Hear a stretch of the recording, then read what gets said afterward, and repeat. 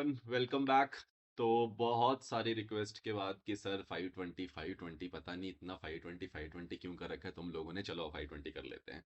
मेरे पास पता नहीं बहुत सारे मैसेज आ गए within some of the days कि सर 520 जरूर करा देना। तुम्हें इतना क्यों 520 से डर लगता है? एक अच्छा रीजन है तुम्हारा पूछने का जो मुझे इंप्रेस करता है, वो ये है कि 520 मैंने कुछ लास्ट अटेम्प्ट्स में ज्यादा देखा नहीं है कि 520 आया हो। तो कहीं ना कहीं हमारे लिए अच्छी चीज़ है कि अगर हम 520 पढ़ेंगे तो उसकी मोस्ट प्रोबेबल स्टैंडर्ड है वो कहीं ना कहीं जो पूछा जाना चाहिए विद इन द करंट जो हमारे जनवरी 26 के अंदर एग्जाम्स आ रहे हैं, या उसके बाद भी कहीं ना कहीं ये मई तक में आ जाएगा। मतलब एक दो अटेम्प्ट के अंदर इसको ये आने वाला है, ठीक है। तो इसको पढ़ते हैं, लेकिन आपको ध्यान रखना पड़ेगा क्या। देखो, ये छोटा स्टैंडर्ड नहीं है, ठीक है।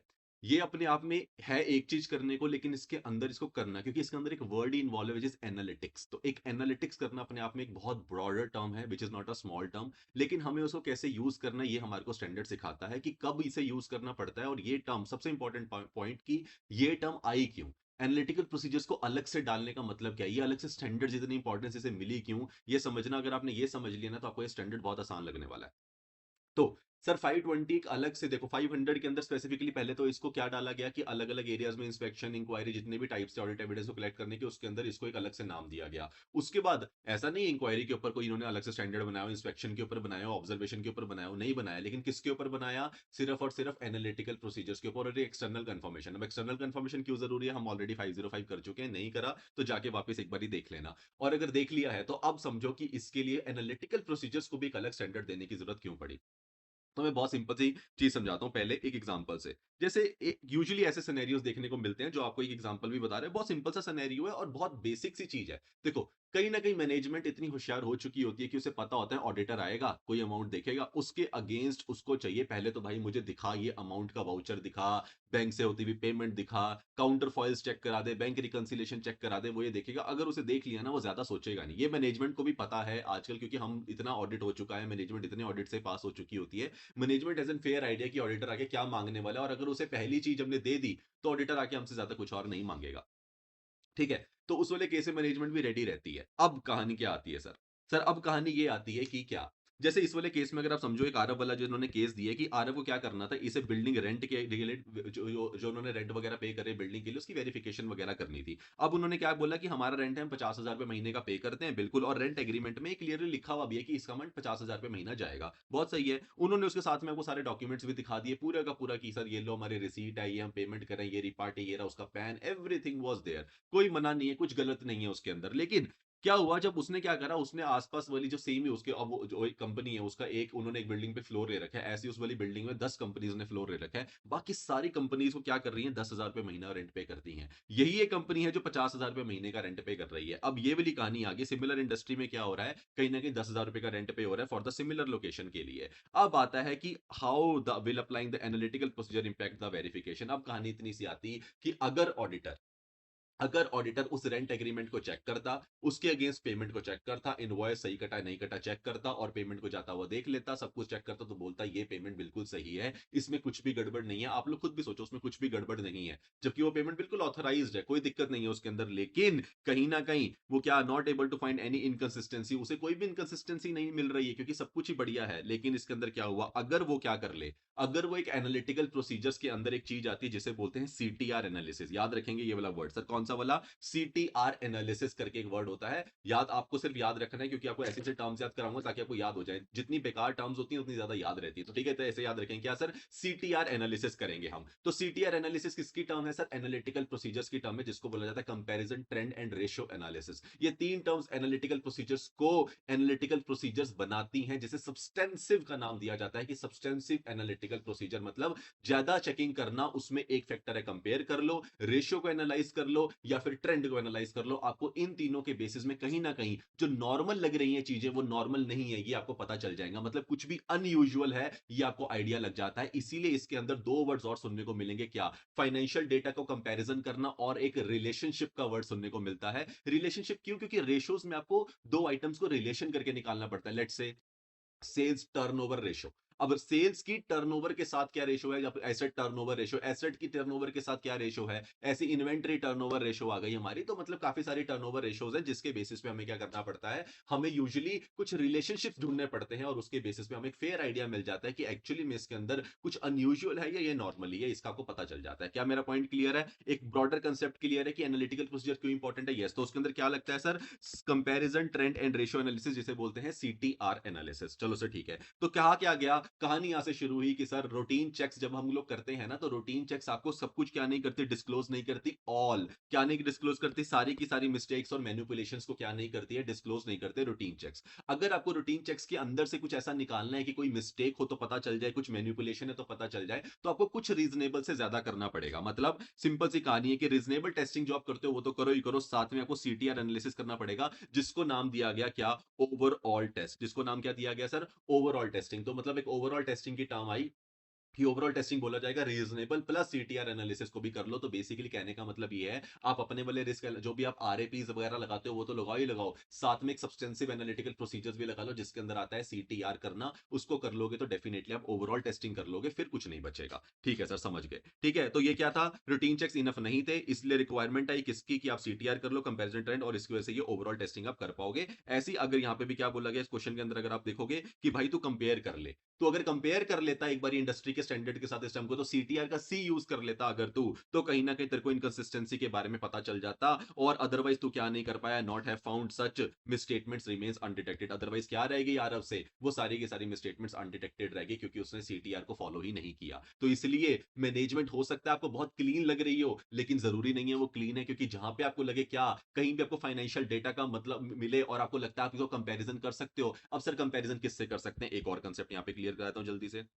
देखो ऊपर नीचे जाऊंगा क्योंकि फ्लो में याद रखना थोड़ा आसान होता है। तो सिंपल सी बात कहता है, examples of analytical procedure having consideration of comparisons of the entities financial information. Sir मैंने क्या बोला, अगर आपको कोई भी फाइनेंशियल इन्फॉर्मेशन मिले तो आपको ट्राई करने की आप उसे कंपेयर कर पाओ। अब कंपेयर करने की तीन बातें कौन सी सर, आप प्रायर पीरियड है आपके पास, अगर पिछले साल का डेटा आपके पास अवेलेबल है उस फाइनेंशियल इन्फॉर्मेशन का, बेटर है कंपेयर कर लो। जैसे मान लो रेंट दे रहा है वो इस साल 50,000 हो गया, पिछले साल का भी रेंट दे रहा था, चेक कर लो कि पिछले साल भी कुछ बहुत ज्यादा डिफरेंस होता है, ऐसा तो नहीं था 10,000 था इस बार 50,000 आ गया हो। इतना बड़ा प्लॉजिबल रिलेशनशिप, ये वर्ड भी सुनने को मिलेगा, इतना बड़ा रिलेशनशिप आपको देखना मिलेगा कि कुछ इनकंसिस्टेंसी तो नहीं आ रही है ना, मतलब इतने से इतना नहीं पहुंचता है। ठीक है, 10% का यूजुअली रेंट इंक्रीज होता है, तो अगर 40 होगा तो 45 तक हो गया होगा, विच सीम्स रीजनेबल, बट इससे ज्यादा नहीं होना चाहिए। ठीक है सर, तो विद द प्रायर पीरियड, पहला सर कंपैरिजन की बात आती है तो तीन बातें, पहले तो पिछले साल के साथ कंपेयर कर लो, दूसरा आपने अपनी कंपनी के अंदर कुछ ना कुछ बजट एलोकेट किया होगा, तो बजट होगा, कुछ एक्सपेक्टेशन होगी, कुछ फॉरकास्ट होगी, उसके साथ में आप क्या कर सकते हो, कंपेयर कर सकते हो कि आप डिजायर्ड रिजल्ट के बेसिस पे अपना एक्चुअल रिजल्ट को क्या कर लोगे, कंपेयर कर लोगे।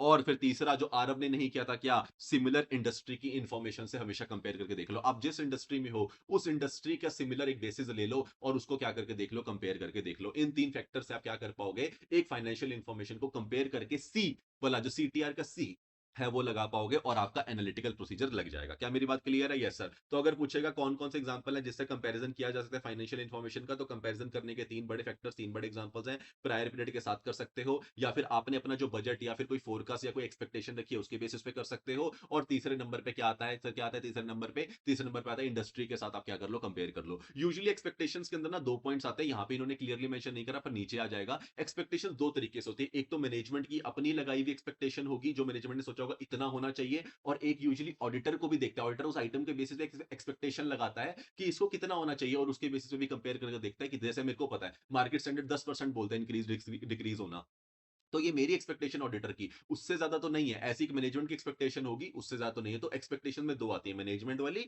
और ऑडिटर वाली, दोनों से कंपैरिजन करना पड़ता है। ये अभी एक पॉइंट आगे आएगा बट यहाँ पे नहीं है। तो तीन फैक्टर्स क्लियर है? यस सर क्लियर है। यहाँ चौथा लिख दोगे तो कोई प्रॉब्लम है? नहीं कोई प्रॉब्लम नहीं है। चलिए सर, तो अब हम चलते हैं वापस, हम देखते हैं हमने क्या क्या कवर कर लिया। सर यहाँ तो हम सारा कुछ कवर कर भी आए, पता भी नहीं चला आप लोगों को। चलिए अब सर एक क्वेश्चन आता है, एक छोटा सा पॉइंट आता है, क्या सर एनालिटिकल प्रोसीजर होता क्या, उसकी क्या बता दो मेरे को, बेसिकली डेफिनेशन दे दो। मैंने तुम्हें समझा दिया, बस डेफिनेशन मांग रहा है। तो बेसिकली सिंपल क्या, मैंने तुम्हें क्या बोला? इवैल्यूएट करेंगे फाइनेंशियल इन्फॉर्मेशन को, क्योंकि हमें उसे कंपेयर करना पड़ेगा कहीं न कहीं। कंपेयर करने से वो बातें पता चलती हैं जो यूजुअली बातें पता नहीं चलती, मतलब कुछ अनयूजुअल वाला एरिया। ठीक है सर। तो कहीं न कहीं क्या कहता है sir? Analytical procedure means AP का मतलब है ई ऑफ एफआई। ई मतलब इवैल्यूएट करना फाइनेंशियल इन्फॉर्मेशन को, उसको बेसिस पे क्या करना? थ्रू एनालिसिस करना किसका? प्लॉजिबल रिलेशनशिप का। कुछ ऐसा कोई प्लॉजिबल रिलेशनशिप निकल के आ रहा है, मतलब जैसे सेल्स और लेट्स से ग्रॉस प्रॉफिट के अंदर है। अगर सेल्स बढ़ेगी तो यूजुअली हमारे को सोचा क्या जाता है कि सेल्स बढ़ रही है कंपनी की, कहीं न कहीं तो ग्रोथ हो रही है, तो कहीं न कहीं प्रॉफिट भी बढ़ रहा होगा।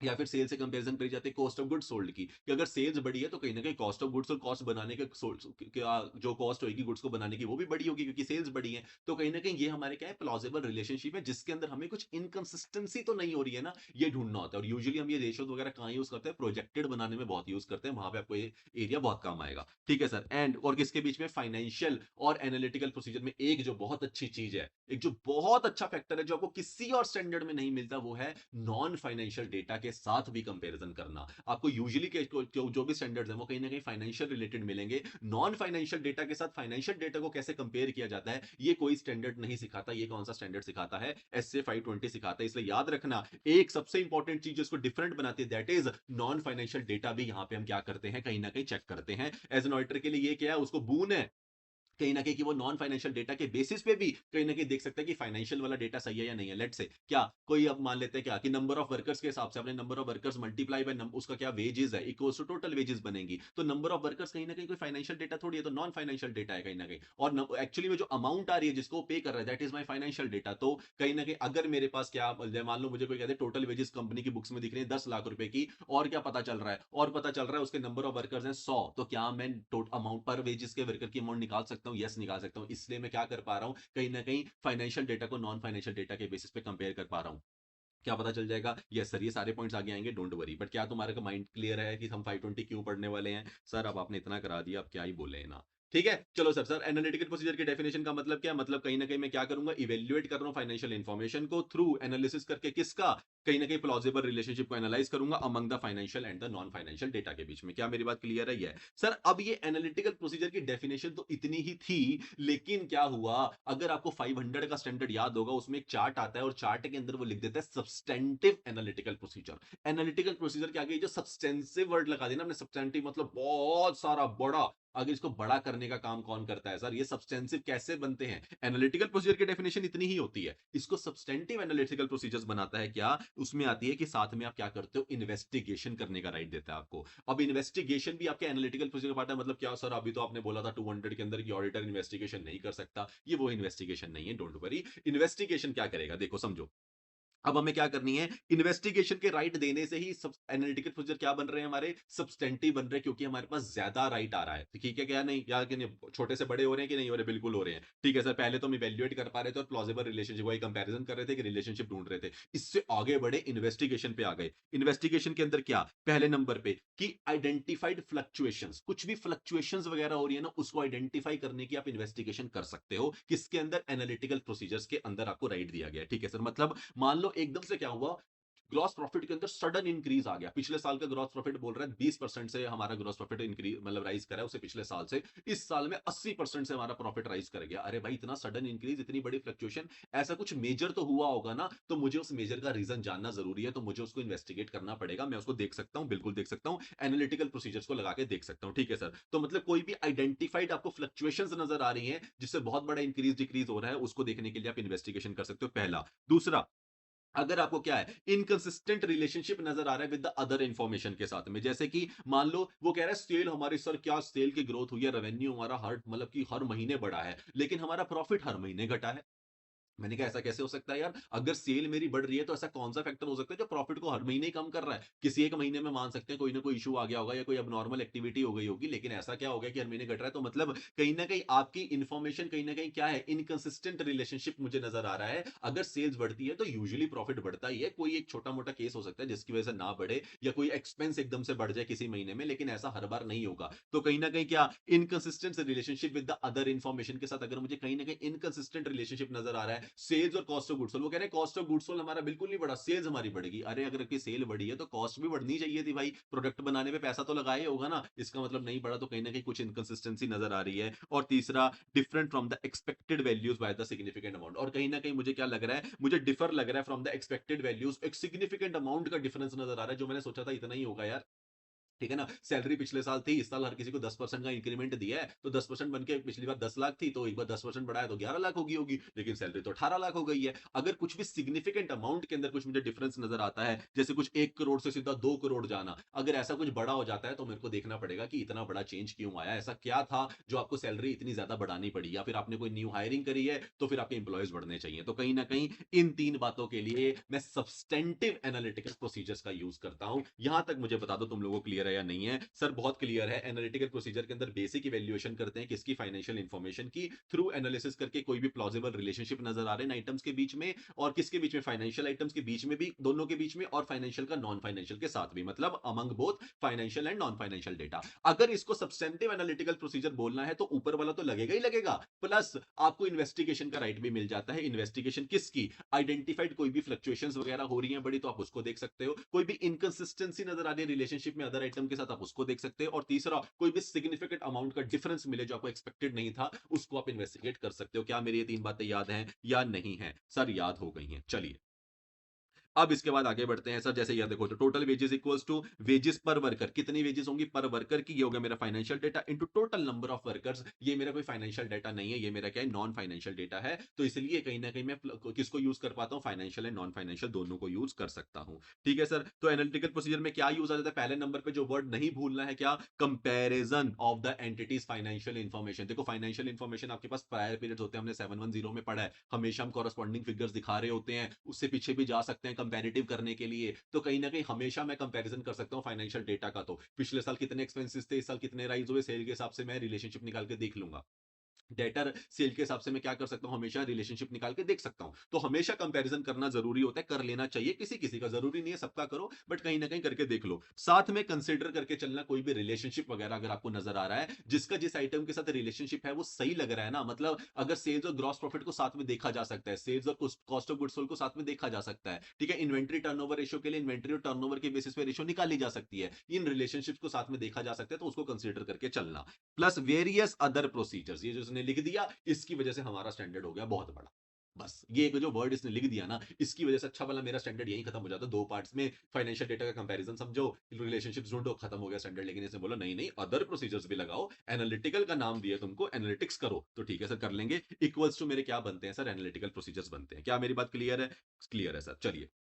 सर मैं ये एग्जांपल कर चुका, बिल्कुल कर चुका। कौन कौन से एग्जांपल आते हैं कंपैरिजन के लिए, 3 पॉइंट्स बिल्कुल कर सकता हूं। ये किसके लिए होते हैं, मेरी फाइनेंशियल इन्फॉर्मेशन के लिए, मतलब प्रायर पीरियड के साथ भी कर सकता हूं, कुछ भी एक्सपेक्टेशन फोरकास्ट लगाई लगाई होगी उसके साथ में कंपैरिजन कर सकता हूं। और तीसरा, सिमिलर इंडस्ट्री के बेसिस पे कंपैरिजन करके देख सकता हूं। क्या मेरी बात डन है सर? डन है। अब क्या बोलता है, एग्जाम्पल ऑफ एनालिटिकल प्रोसीजर, हमने ऊपर किसका पढ़ा था, कंपैरिजन का पढ़ा था, ये वाला मतलब कंपैरिजन आया। अब वो बोलेगा रिलेशनशिप के भी एग्जांपल बता दो, तो रिलेशनशिप के एग्जांपल में कुछ नहीं है, फाइनेंशियल वर्सेस फाइनेंशियल आइटम्स को रिलेशनशिप करके देख लो। मतलब जैसे मैंने बोला फाइनेंशियल वर्सेस फाइनेंशियल कैसे हो सकती है सर, सेल्स और कॉस्ट ऑफ गुड्स सोल्ड होगी, सेल्स या ग्रॉस प्रॉफिट हो गया, दोनों फाइनेंशियल आइटम्स है, दोनों के बीच में रिलेशनशिप देख लो, सही लगना चाहिए।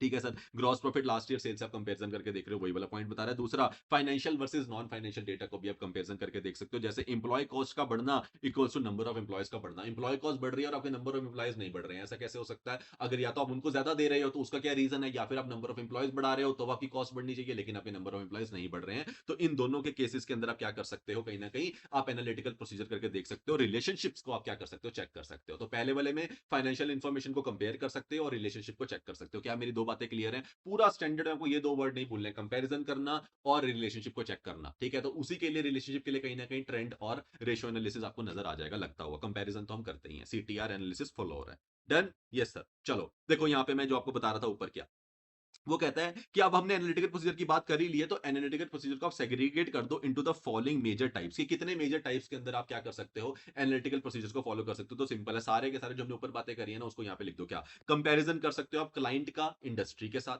पहला।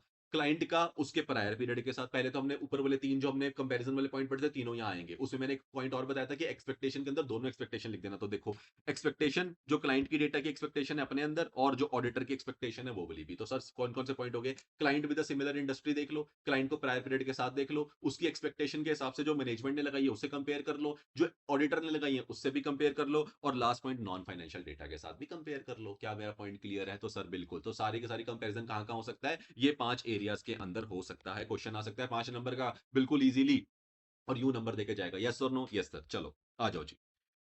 अब आ गई है भारी, बढ़ गए हैं आगे। तो सर यूजुअली कहा जाता है कि एसए 520 आपको जो आपका एनालिटिकल प्रोसीजर होता है जितना हो सके कहाँ पे करना चाहिए, नियर एंड ऑडिट क्या करना चाहिए, ताकि आपको बेटर आप कंक्लूजन पे पहुंच पाओ। सारी चीजें होने के बाद आप कंपेयर करोगे तो आपको बेटर इन्फॉर्मेशन मिलेगी, ज्यादा इन्फॉर्मेशन मिलेगी, सही इन्फॉर्मेशन मिलेगी। ये सारे वर्ड यूज होंगे, रेलेवेंट, रिलायबल, सुटेबल, ये सारे वर्ड यूज होने वाले हैं, इसलिए इन्हीं वर्ड्स में बात करेंगे ताकि पूरा स्टैंडर्ड ऐसे ही खत्म हो जाए नॉर्मल टर्म्स में। क्लियर? Yes sir. ऑब्जेक्टिव्स बहुत सिंपल है, क्या कि मुझे relevant and reliable audit evidence चाहिए होता है भाई। ऑब्जेक्टिव है कि अगर आपको relevant and reliable audit evidence चाहिए, उसके लिए आप क्या कर रहे हो? सब्सटेंटिव एनालिटिकल प्रोसीजर्स का यूज करते हो। ये इसका ऑब्जेक्टिव होता है, to obtain relevant and reliable audit evidence. इसके लिए मैं सैप लगाता हूं, और डिजाइन एंड परफॉर्म करने के लिए analytical procedures near the end, ताकि मुझे कंक्लूजन अच्छा मिल जाए, ताकि मुझे ऑडिट एविडेंस अच्छा मैं ढूंढ पाऊं। ये मेरा ऑब्जेक्टिव होता है। क्या इंपॉर्टेंट है? नहीं, इतना इंपॉर्टेंट नहीं है ऑब्जेक्टिव्स, लेकिन अब आता है इंपॉर्टेंट क्या। सर इंपॉर्टेंट आता है, what is the purpose of analytical procedure. Very very important question, mark करेंगे इंपॉर्टेंट इसको। ठीक है सर। देखो जो ऊपर वाला पैरा है यहाँ पे बहुत सिंपल सी बात कर रहा है, क्या दो हम जो पढ़ चुके हैं ना, बार बार वही रिपीट करता है स्टैंडर्ड, कुछ नया नहीं है इसके पास। एनालिटिकल प्रोसीजर्स के अंदर वो सिंपल बोलता है कंपैरिजन एंड रिलेशनशिप। आप देखते हो, करते हैं हम, बिल्कुल सर, हम ऊपर से पढ़ते हैं, कंपैरिजन करते हैं financial non financial, financial versus financial दोनों का, और उसके साथ में रिलेशनशिप देखते हैं financial financial financial versus non financial के साथ में। यस और नो? Yes sir. ठीक है। तो सर मैं कहीं ना कहीं कंपैरिजन एंड रिलेशनशिप देख रहा हूं।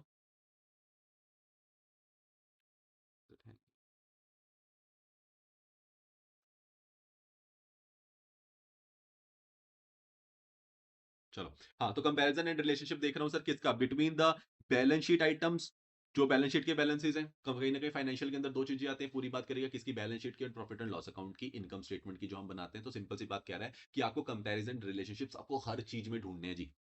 ऐसा नहीं है सिर्फ बैलेंस शीट के लिए यूज करोगे, ऐसा नहीं है सिर्फ पीएनएल के लिए यूज करोगे, बिल्कुल नहीं। सारे एक्सपेंसेस, सारे इनकम, सारी बैलेंस शीट आइटम, मतलब सीओटी, एबीडी, सब कुछ के लिए क्या कर सकते हो, जहां पे भी लग सकता है आप कंपैरिजन एंड रिलेशनशिप को देख सकते हो between the balance sheet items और the PNL items with the previous year के साथ कंपेयर कर लो इन सबको, और रिकनसाइल कर सकते हो बैलेंसेस किसके? एक्सपेंसेस वगैरह के, इनकम वगैरह के, पूरे के पूरे, टू डिटेक्ट, क्या करने के लिए? कुछ भी अनयूजुअल या मिस्टेक तो नहीं है। यही पढ़ते आ रहे हैं, बिल्कुल। तो एनालिटिकल प्रोसीजर हम किसके करते हैं? कुछ भी अनयूजुअल या मैनिपुलेशन तो नहीं है, कुछ मिस्टेक तो नहीं है। इसके लिए आप किसका यूज करते हो? सीटीआर का यूज करते हो, और कहीं ना कहीं उसमें क्या करते हो? कंपैरिजन करते हो, रिलेशनशिप को चेक करते हो। यस और नो? Yes sir. क्या बैलेंस शीट? बिल्कुल। क्या पीएनएल? बिल्कुल। क्या इनकम स्टेटमेंट? बिल्कुल। क्या रिकनसाइल? बिल्कुल। सब कुछ कर सकते हो। यस और नो? Yes sir. चलो, तो सर क्वेश्चन आता है क्या, why is auditor do comparison और what is the purpose. Sir auditor comparison करता क्यों है और उसका पर्पस क्या है? तो कहीं ना कहीं तुम लोगों को मैंने ऊपर वैसे समझा ही दिया था, लेकिन इसका पर्टिकुलर आंसर तुम लोगों को यहां से लिख के आना है, जो पेपर में लिख के आना है। अच्छा सर जी, ठीक है सर। तो पर्पस के लिए क्या? सर देखो सिंपल सी बात है, ऑडिटर को चाहिए क्या? ऑडिटर ढूंढता है रीजन क्या है कुछ भी इंक्रीज होने का या डिक्रीज होने का, the profit as compare to the previous year. तो कुछ भी अगर मान लो प्रीवियस ईयर के अंदर, तो मैं कंपैरिजन क्यों करता हूँ? कुछ भी ऐसा हुआ होगा जो मुझे लगता है यार प्रीवियस ईयर के, जो मेरा प्रीवियस ईयर बोल रहा है उसके हिसाब से मेरे करंट ईयर की पिक्चर में कुछ तो गड़बड़ है। अब वो जो गड़बड़ है वो हो सकता है बड़ी भी गड़बड़ हो, कम हुई भी गड़बड़ हो, कुछ कम हो गया या कुछ ज्यादा हो गया, मेरा पीएनएल हिल गया, मुझे उसका रीजन चाहिए। मेरे को उसकी वजह से पिछले साल से क्या करना पड़ता है? कंपैरिजन करके देखना पड़ता है कि वो अमाउंट के अंदर कौन सी ऐसी अमाउंट है जो ज्यादा हिल गई। सेल्स 20% से ग्रो करी है, परचेज उसके हिसाब से 15% से ग्रो करी है, नो सब कुछ नॉर्मल चल रहा है जो होना चाहिए। फिर भी मेरे को ऐसा लग रहा है मेरा ग्रॉस प्रॉफिट और सेल्स के अंदर जो परसेंटेज आ रही है और जो पिछले साल की परसेंटेज आ रही है उसमें बहुत बड़ा गैप है। ऐसे कौन से एक्सपेंस है या कौन सी इनकम है जो कम हो गई है, कौन से एक्सपेंस है जो मेरे बढ़ गए, मुझे वो तो पता चल जाए। उसी के लिए मैं क्या करता हूँ? कंपेयर करता हूँ सारे के सारे बैलेंसेस को, किसके? On the statement of profit and loss account के अंदर करता हूँ प्रीवियस ईयर के साथ, ताकि मुझे कुछ भी इंक्रीज या डिक्रीज के बारे में पता चल जाए, reason for the increase and decrease in the amount, ये मुझे जानना है। ये मेरा सबसे पहला पर्पस है क्या करने का? एनालिटिकल प्रोसीजर्स को लगाने का। Done sir. अब उसके अंदर एक इंपॉर्टेंट बात आता है, या तो मेरी इनकम कम होगी, मेरा अगर हिला या प्रॉफिट, या फिर मेरा क्या होगा? मेनली जिस पे फोकस होता है वो क्या है? कहीं ना कहीं आपने एक्सपेंस के साथ कुछ तो गड़बड़ करी है, हम सबको पता है। बैलेंस शीट के अंदर जब प्रॉफिट को कम करना होता है या लेके आना होता है, जो हमें सोच, जो हमारी एक्सपेक्टेशन है उसके ऊपर, तो हम किसके अंदर खेलते हैं? कहीं ना कहीं सर एक्सपेंसेस के अंदर खेलते हैं। क्या नहीं बात कर रहे हो? बिल्कुल सर। सर ये वाले ऐसे मत बताओ सर, छोटे छोटे सीक्रेट्स। तो कहीं ना कहीं हम लोग एक्सपेंसेस को क्या करते हैं? कुछ ना कुछ ऊपर नीचे करते हैं, जहां भी हमें लगता है जो भी बढ़िया हमारे को लगता है कि हम कर सकते हैं वो करते हैं। तो बस वही वही कह रहा है क्या, कंपेयर करेंगे करंट ईयर के expense ratio versus previous year के एक्सपेंस रेशियो के साथ में, आप कंपेयर करके देख लो उसके अंदर कुछ भी इंक्रीज या डिक्रीज तो नहीं आ रहा एक्सपेंसेस के अंदर, क्योंकि अगर आपका पीएनएल हिला है तो एक्सपेंसेस के अंदर हाई प्रोबेबिलिटी चांसेस होते हैं कि एक्सपेंसेस को आपने कहीं ना कहीं क्या किया होगा, मैनिपुलेट किया होगा। यही तो हमें पकड़ना है, मैनेजमेंट ने कहीं ना कुछ तो नहीं किया ना एक्सपेंसेस के अंदर अपने प्रॉफिट को सही दिखाने के लिए। पहला, प्रॉफिट एंड लॉस अकाउंट के अंदर कुछ भी इंक्रीज डिक्रीज हुआ है किसी अमाउंट में, पहले वो देखो, मतलब कहीं ना कहीं ग्रॉस प्रॉफिट पे फोकस है।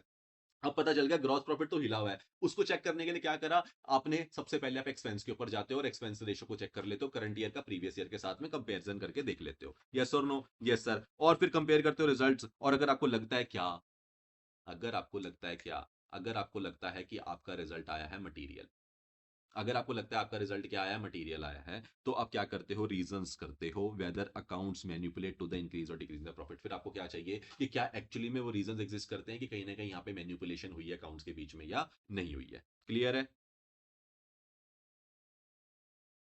हाँ जी, तो क्या हुआ, क्या मैंने बोला कि लास्ट में कि सर हम क्या करते हैं, लास्ट में कंपैरिजन करते हैं, किसका कंपैरिजन करते हैं, हमारे रिजल्ट का, जो हमने ऊपर हमारे को रिजल्ट आया उसे कंपैरिजन करके हम ये देखते हैं क्या इसके अंदर कुछ भी मटेरियल नजर आ रहा है, और अगर हमें लगता है कि हाँ सर इसके अंदर हमें मटेरियल नजर आ रहा है, तो हमें क्या चाहिए होता है, ऑडिटर को उसके रीजंस देखने पड़ते हैं, क्या एक्चुअली में जो हमारे अकाउंट है वो मैनिपुलेट हुए हैं या नहीं हुए हैं। तो बेसिकली समझना यहाँ पे पॉइंट क्या कह रहा हूँ मैं, यहाँ पे जो भी हम कर रहे हैं कंपैरिजन, ये एनालिटिकल प्रोसीजर्स के अंदर बिल्कुल बेसिक प्रोसीजर होता है। कंपैरिजन करना में पड़ा था ना कि हम क्या करते हैं, फाइनेंशियल इन्फॉर्मेशन को क्या करते हैं, कंपेयर करते हैं, रिलेशनशिप। यहाँ पे भी हम सब्सटेंसिव करने पहुंचे नहीं है, सब्सटेंसिव में अब यहाँ पे पता चल गया कुछ मटेरियल है, तो ऑडिटर क्या करेगा, इसको फर्दर चेकिंग करेगा, फर्दर और चेक करेगा, मतलब अभी सब्सटेंसिव इसके ऊपर लगाएगा, ये देखेगा कि भाई इसके अंदर क्या कुछ हुआ है, किस रीजन की वजह से मुझे लग रहा है कि कहीं ना कहीं मैनिपुलेशन हुई है, यस और नो, यस सर। तो बेसिकली पर्पस क्या होता है सर हमारा एनालिटिकल प्रोसीजर का, बहुत सिंपल है, कंपेयर करना।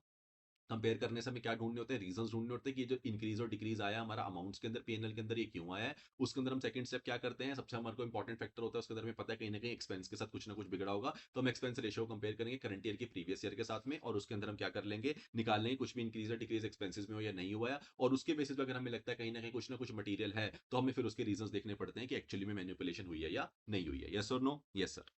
चलो सर, यहाँ पे एक छोटा सा पॉइंट और क्या बोलता है वो, देखो ये यहीं तक पॉइंट था तीन पर्पस के लिए, ठीक है। उसके बाद इन्होंने एक और ऐसे पॉइंट्स बना रखे, उसमें एक और इसने पॉइंट बोला समझाने के लिए, क्या कि कभी कभी क्या हो जाता है, कोई एबनॉर्मल फॉल आ जाता है एक्सपेंसेस में, मतलब एक यूजुअल फॉल तो होता रहता है, प्लस माइनस चलते रहते हैं, लेकिन कुछ एबनॉर्मल फॉल आ जाना किसी एक्सपेंसेस के अंदर, ऐसा हो जाता है जैसे कि एडमिनिस्ट्रेटिव कॉस्ट होगी या फिर कॉस्ट ऑफ द मैन्युफैक्चरिंग के अंदर कोई भी एकदम से क्या हो जाना, एबनॉर्मल फॉल आ जाना, तो बेसिकली क्या रीजन होता है इसका, ड्यू टू द नो और लेस प्रोविजन। अब आपने कोई प्रोविजन नहीं बनाई हुई है, फिर लेस प्रोविजन बनाई हुई है, तो यूजुअली आप क्या करते हो, इसको आप कंपेयर करके देख लेते हो। यूजुअली इसमें भी क्या करना है, सिंपल कहानी है, अगर कुछ एबनॉर्मल फॉल वगैरह भी आता है तो आपको देखना पड़ेगा कि उससे रिलेटेड जो प्रोविजन बनी है लास्ट ईयर के अंदर, आप उसे प्रीवियस ईयर के साथ में आप उसे कंपेयर करके देख लो कि प्रीवियस ईयर में उसकी क्या प्रोविजन थी, उसके बेसिस पे अभी करंट ईयर में उसकी क्या पिक्चर है, कि इतना बड़ा नॉर्मल फॉल क्या एक्सपेक्टेड था, उन्होंने प्रोविजन बना रखी होगी कि भाई हो सकता है, जैसे मान लो डेटर्स के लिए प्रोविजन बनाते हैं कि अगले साल मुझे लगता है ये आएगा ही नहीं है, इंसॉल्वेंट होने वाला है, तो 60% की प्रोविजन है, तो एकदम से 60% अगर गिर भी जाएगा तो कोई प्रॉब्लम है, ऑलरेडी प्रोविजन बनी हुई थी, तो मैं कंपेरिजन करके देख सकता हूँ। नॉर्मल फॉल का रीजन होता है या तो कोई प्रोविजन नहीं बनाई हुई या फिर लेस प्रोविजन है, तो मैं क्या कर लूंगा, उसे कंपेयर करके देख लूंगा। सिंपल पॉइंट याद रखना है, नॉर्मल फॉल के केसेस में प्रोविजन को चेक करना है प्रीवियस ईयर के साथ में, दैट्स इट, कोई ज्यादा वो नहीं करना है इसके अंदर। अब आता है कि इंपॉर्टेंट इंपॉर्टेंट था नहीं, लेकिन आई थिंक बहुत पुराना कोई, इफ नॉट नॉट रॉन्ग, 4-5 साल 6 साल पहले का कोई पेपर है, उसके अंदर एक बार एक क्वेश्चन आ गया। कौन सा क्वेश्चन आ गया sir, independent verification of items of PNL क्या कर हम कर सकते हैं, इंडिपेंडेंट वेरिफिकेशन भी क्या करी जा सकती है, बिल्कुल करी जा सकती है। तो often it is possible to independently verify the correctness of some of the items of the expenses, अगर बेसिकली स्पेसिफिकली एक्सपेंसेस की बात कर रहे हैं इसमें, included in the statement of profit and loss. अब हमने जो ऊपर एक्सपेंसेस की बात करी थी, जब हम कंपैरिजन करते हैं एक्सपेंसेस रेशियो की, तो वो कह रहे हैं कहीं ना कहीं अगर मुझे उसमें कुछ आइटम्स वगैरह मिलेंगी, क्या मैं उसकी इंडिपेंडेंट वेरिफिकेशन कर सकता हूँ, बिल्कुल कर सकते हो, मना तो नहीं है ऑडिटर को। अब उसके अंदर पेपर के अंदर जो आंसर बनाया और जिन्होंने यहाँ लिखा है बिल्कुल सेम है, इसका मतलब उन्होंने पेपर में जो आंसर लिखा था उसके अंदर भी उन्होंने एग्जांपल्स दिए थे, तो एक्सपेक्टेशन इज कि आपको भी ये एग्जांपल लिख के आने पड़ेंगे पेपर के अंदर, ठीक है, ठीक है सर। तो सर इसके अंदर क्या बताया इसने, इसे सिंपल बताया कि अगर आपको इंडिपेंडेंट वेरिफिकेशन करनी हो तो आइटम ऑफ पीएनएल की स्पेशली रिलेटेड टू एक्सपेंसेस, तो आप कैसे करोगे, देखो ये जो पॉइंट है ना, ये आपको ये समझाना चाहता है कि कभी कभी कुछ चीजें आप ऐसे ही चेक कर लेते हो, इवन आप उसके ऊपर प्रॉपर चेकिंग करने अभी जाते भी नहीं हो। मेरा पॉइंट समझना, क्या देखो यहाँ मैंने लिखा भी है, even prior checking any other audit evidence. Usually आप किसी चीज के लिए ऑडिट एविडेंस देखने जाओगे तो आप देखोगे, उसके लिए आप उसका डॉक्यूमेंट मांग सकते हो, इनवॉइस मांग सकते हो, या उसकी इंस्पेक्शन करोगे, whatever you want to do, आप कोई प्रोसीजर उस पर लगाने जाओगे। लेकिन आपको उससे लगाने से पहले भी कुछ ऐसी आइटम्स हैं जो आप अपने आप क्या कर सकते हो, कहीं ना कहीं आपको खुद ही पता चल जाती है, रेदर देन कोई एविडेंस लिए बिना या कोई चीज चेकिंग करे बिना। सर कैसे, देखो एक इसके अंदर एग्जांपल समझते हैं। एक उसने एग्जांपल दिया कॉस्ट ऑफ इंपोर्टिंग गुड्स, कि आप जो की कॉस्ट है जो इंपोर्टिंग गुड्स की, कि आप ना इतने अमाउंट का जो गुड्स है वो इंपोर्ट करते हो, ठीक है? अब which are subject to the ad valorem duty कुछ ज्यादा जो नहीं, कि एक यूनिफॉर्म रेट है उसका, एक ड्यूटी का रेट है जिसके ऊपर वो क्या करते हो, आप अमाउंट पे करते हो। तो कहीं ना कहीं आप ये मुझे बताओ, अगर आपको पता है कि आपकी ड्यूटी की टोटल अमाउंट आप ड्यूटी की पे करते हो लेट से 20 लाख रुपए, और साथ में आपको पता है ड्यूटी की परसेंटेज क्लियरली विजिबल है कि हाँ भाई वो आ रही है कितने की, लेट से 10% की, ठीक है? तो मान लो आपने ड्यूटी पे करी 5 लाख रुपए की, और अमाउंट परसेंटेज कितनी है ड्यूटी की, 10% है, तो क्या आप इसकी ओवरऑल कॉस्ट इंपोर्टेड गुड्स की निकाल नहीं सकते हो? बिल्कुल सर, ड्यूटी से डिवाइड कर देंगे उसको, परसेंटेज से डिवाइड कर देंगे, टोटल अमाउंट आ जाएगी। एक्चुअली में तो मल्टीप्लाई करते, तो बेसिकली जो मैथमेटिकल का बिल्कुल सिंपल फॉर्मूला वही लगाने को बोल रहे। तो क्या मैंने एक्चुअली में जो कॉस्ट ऑफ इंपोर्टेंट गुड्स था वो किसी भी एविडेंस से चेक किया? अब तक नहीं किया। क्या फिर भी मुझे पता चल गया इसकी एक्चुअल वैल्यू क्या होगी? बिल्कुल पता चल गई। मैंने ड्यूटी डिवाइडेड बाय ड्यूटी की परसेंटेज कर ली और मुझे कॉस्ट मिल गई। यही ये कहना चाहता है कि बेसिकली आप किसी भी चीज का क्या कर सकते हो, इंडिपेंडेंट वेरिफिकेशन आप कर पाते हो। उसके लिए prior to the audit evidence, कोई ऑडिट एविडेंस लेते भी नहीं हो, उससे पहले भी आपको कुछ अमाउंट क्या पता चल जाती है, क्लियरली पता चल जाती है। आप उसको क्या कर सकते हो, हमेशा चेक कर सकते हो। ऐसी चीजों को साथ साथ चेक करते चलो। ये इतना बाल कहना चाह रहा है हर चीज के लिए ऑडिट एविडेंस की जरूरत नहीं है, वो मिल जाएगा अगर आपको लगता है लेना है तो। लेकिन ऐसे भी क्या चेक हो पा रहा है? बिल्कुल हो पा रहा है। तो सिंपल आगे दूसरा, quantity of item sold verified from the, उसके ऊपर आपने कोई जीएसटी वगैरह पे करा है। अगर आपने जीएसटी वगैरह पे करा है किसी आइटम पे, जीएसटी का रेट पता है कितना जीएसटी पे करा है, क्या उसे कैलकुलेशन करके आप सेल टोटल वैल्यू निकाल लोगे? सर निकाल लेंगे। तो क्वांटिटी ऑफ द आइटम्स आपको सोल्ड कितनी होती है ये भी आप निकाल लेते हो sale value through the GST से। तो सिंपल ये दो पॉइंट्स आप क्या कर सकते हो, ये दोनों एग्जांपल उन्होंने लिखे थे आंसर के अंदर, अब जो हमारे आए थे सजेस्टेड, आपको भी लिख के आने हैं। क्या क्लियर है? जैसा 3 पॉइंट थे वैसे यहाँ पे 2 एग्जांपल भी लिखाओगे इनफ है, वरना तीसरा भी देख लो। एनी इनकम ऑन एक्सपेंस, अगर कोई भी इनकम या एक्सपेंस वगैरह है तो आप directly related to the sale, मान लो सेल्स के ऊपर आपने क्या करा, कमीशन पे करी, आपको कमीशन पता है आपने 5 लाख पे करी है और कमीशन की परसेंटेज 5% है, तो क्या आप उसे सेल की वैल्यू नहीं निकाल सकते? सर बिल्कुल निकाल सकते हैं। तो इसी तरीके से आप क्या कर सकते हो, कोई भी इनकम एक्सपेंस को भी क्या कर सकते हो, आप उसकी अमाउंट टोटल क्या कर सकते हो, कैलकुलेट कर सकते हो, अगर आपके पास ऐसे कोई फैक्टर्स अवेलेबल हैं without prior checking any other audit evidence. क्या क्लियर है? Yes sir. इसे क्या बोला गया, इसके अंदर टॉपिक क्या दिया गया, independent verification of the items of the profit and loss account, specially related to expenses की बात कर रहे हैं यहाँ पे। क्या मेरी बात क्लियर है सर? क्लियर है। अब इसने क्या बोला कि जो भी आप ये सारी की सारी कैलकुलेशंस करते हो ना, जो आपने इसका उसके साथ कैलकुलेट करके देख लिया, टोटल अमाउंट के साथ जो ड्यूटी पेड थी उसके बेसिस पे निकाल लिया, मान लो किसी रेशियो से कुछ कैलकुलेट कर लिया या किसी ट्रेंड से कुछ कैलकुलेट कर लिया या कुछ कैलकुलेट करके देख लिया, इन सारी टर्म्स को एक नाम दिया गया है हमारे ऑडिट के अंदर जिसे बोलते हैं एनालिटिकल रिव्यू। यहाँ पे लिखा भी है, such calculation of ratios, trends and comparison also termed as analytical review बोला जाता है इसको। ये मैंने यहाँ पे मार्क कर दिया, एमसीक्यू के लिए आपके लिए इंपॉर्टेंट हो सकता है, कभी कभी पूछ लेता है। तो ऐसी टर्म को क्या बोला गया, नाम हमारा एनालिटिकल रिव्यू करना। क्या क्लियर है? Yes sir. हाँ जी। तो सर एक लास्ट पैरा जो क्या बोलता है, एक बहुत प्यारी सी बात बोलता है, क्या कि सर एक्चुअली में एनालिटिकल प्रोसीजर कैसे हेल्प करता है ऑडिटर की। तो बेसिकली जो सम अप करते हैं तो कैसे लिखते हैं कि सर एनालिटिकल प्रोसीजर, एक लाइन है जैसे पूरा पैरा याद हो जाएगा और बहुत इंपॉर्टेंट है, क्या सर एनालिटिकल प्रोसीजर हेल्प करता है ऑडिटर की इन गिविंग क्या, उसे एक अच्छी सी अनयूजुअल एंड अनएक्सपेक्टेड ट्रीट देता है। क्या देता है सर? अनयूजुअल और अनएक्सपेक्टेड ट्रीट। याद रखेंगे, एनालिटिकल प्रोसीजर बेसिकली ऑडिटर को क्या देता है, एक अनयूजुअल और एक अनएक्सपेक्टेड ट्रीट देता है सर। तो अनयूजुअल एंड अनएक्सपेक्टेड का मतलब होता है क्या, कि एनालिटिकल प्रोसीजर हेल्प करता है आइडेंटिफाई करने में कि कुछ भी एग्जिस्टेंस तो नहीं है किसकी, कोई भी अनयूजुअल या अनएक्सपेक्टेड ट्रीट। ट्रीट का मतलब क्या है सर? टी से जल्दी से, टी से सर ट्रांजेक्शन, आर से रेशियोज, ई से इवेंट, ए से अमाउंट और टी से ट्रेंड। बहुत सिंपल है, ठीक है? जल्दी से यहाँ पे देखो लिखा हुआ भी है, जल्दी से सर हेल्प करता है आइडेंटिफाई करने में क्या, एग्जिस्टेंस किसकी अनयूजुअल या कोई अनएक्सपेक्टेड, किसकी ट्रांजेक्शंस की, कुछ भी, कोई भी, आर से रेशियोज है, ई से इवेंट है, ए से अमाउंट है और टी से ट्रेंड है, ताकि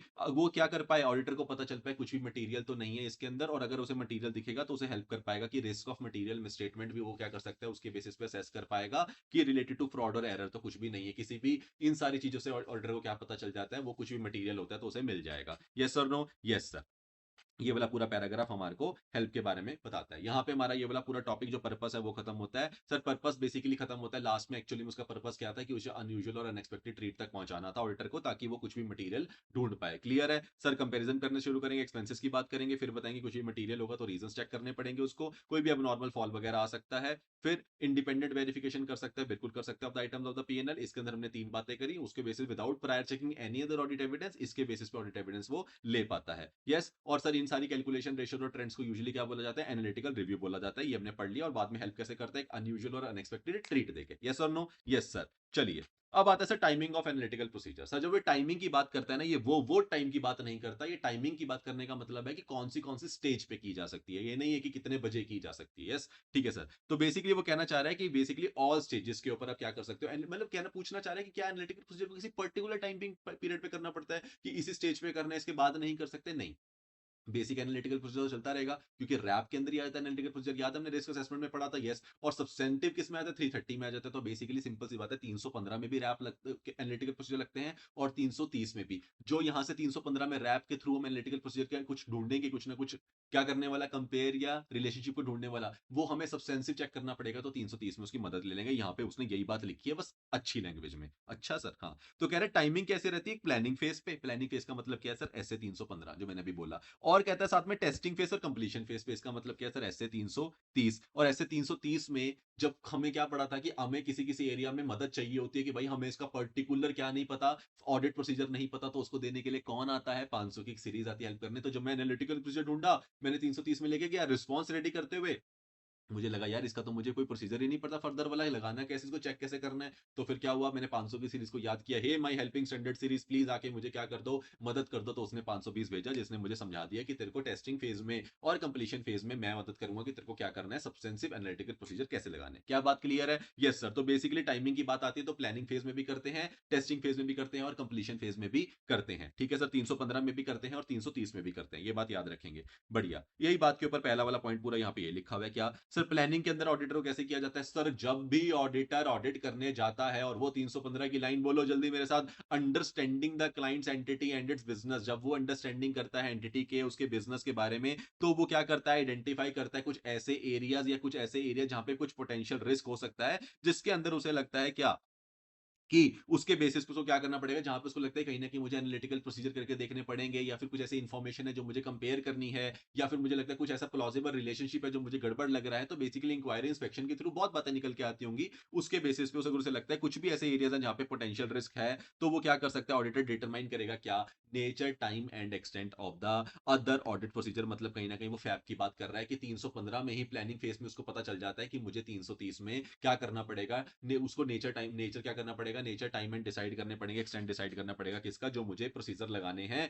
और फॉर किसके लिए? फाइनेंशियल डेटा भी हो सकता है वो, और नॉन फाइनेंशियल डेटा भी हो सकता है। तो बेसिकली सिंपल एक लाइन में क्या, ये देखो यहाँ लिखा हुआ भी, help the auditor during the planning phase to determine the nature, time and extent of the audit procedure that will be used to obtain audit evidence for the specific account balance, class of transactions. तो basically 330 help करता है, 315 help करता है 330 की, for NTE of the further audit procedure. और 500 के अंदर जब हमने बात करी थी फर्दर ऑडिट प्रोसीजर की, वहां पे था सब्सटेंसिव एनालिटिकल प्रोसीजर, तो वो बोले इसके लिए ये हेल्प मांगेगा। ठीक है, बिल्कुल सर, यहां तक तो बहुत सिंपल था।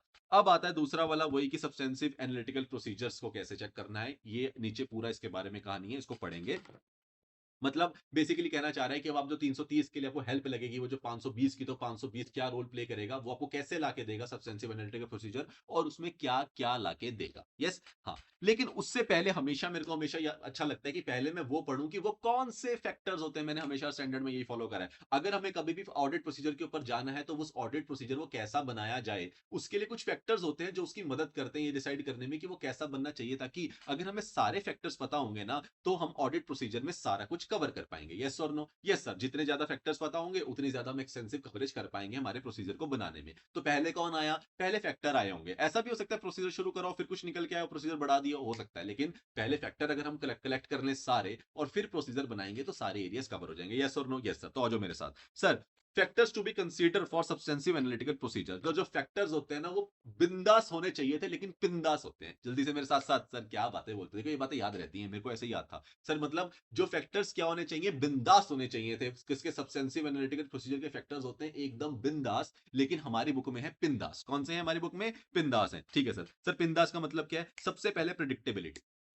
पहले नाम बता देता हूँ सारे, फिर उसके बाद बताऊंगा इसके अंदर क्या क्या। बहुत एक एक लाइन लिखनी है, ज्यादा कुछ नहीं लिखने, एक एग्जांपल दिया हुआ है, हम बेसिकली लाइन याद रखेंगे, एग्जांपल बन जाएगा, बहुत सिंपल है। ठीक है सर, तो सर जो भी फैक्टर्स होते हैं किसके लिए, सब्सटेंसिव एनर्जी प्रोसेस के लिए, वो क्या होते हैं मेरे साथ साथ बोलेंगे, पिंदास फैक्टर्स होते हैं। पिंदास से पी से आता है सर प्रेडिक्टेबिलिटी, आई से आता है इनहेरेंट रिस्क, एन से आता है नेचर किसकी, एजर्शन की, उसके बाद डी से आता है डिसएग्रीगेशन करना, ये वर्ड आगे भी यूज होगा बहुत बारी। उसके बाद ए से अवेबिलिटी ऑफ डाटा, ए से अकाउंट टाइप, और एस से आता है लास्ट में सोर्स। सर कौन कौन से होते हैं हमारे, जल्दी से मेरे साथ साथ बोलेंगे। पिंदास होते हैं, पी से हमारा आ गया प्रेडिक्टेबिलिटी, आई से इनहेरेंट रिस्क या फिर व्हाट कैन गो रॉन्ग, ये याद है तुम्हें एक टर्म हमने 315 में भी पढ़ी थी, उसी की बात कर रहा है, उसे इनहेरेंट रिस्क बोला था, व्हाट कैन गो रॉन्ग। ठीक है जल्दी से, तो पी आई से इनहेरेंट रिस्क, एन से क्या था सर, एन से क्या था नेचर किसकी, एजर्शन की। ठीक है सर, डी से डिससेग्रीगेट करना। ठीक है सर, ए से डेटा की अवेलेबिलिटी बहुत इंपॉर्टेंट है, फिर उसके बाद ए से दूसरा क्या था, अकाउंट का टाइप बहुत इंपॉर्टेंट है, और एस से क्या था, सोर्स। क्या मेरी बात याद है, जल्दी से आ जाओ मेरे साथ। अब जो जो बताऊंगा बस उतना सुनना, उतना लिख के आना, ज्यादा नहीं दिमाग लगाना, ठीक है चलो।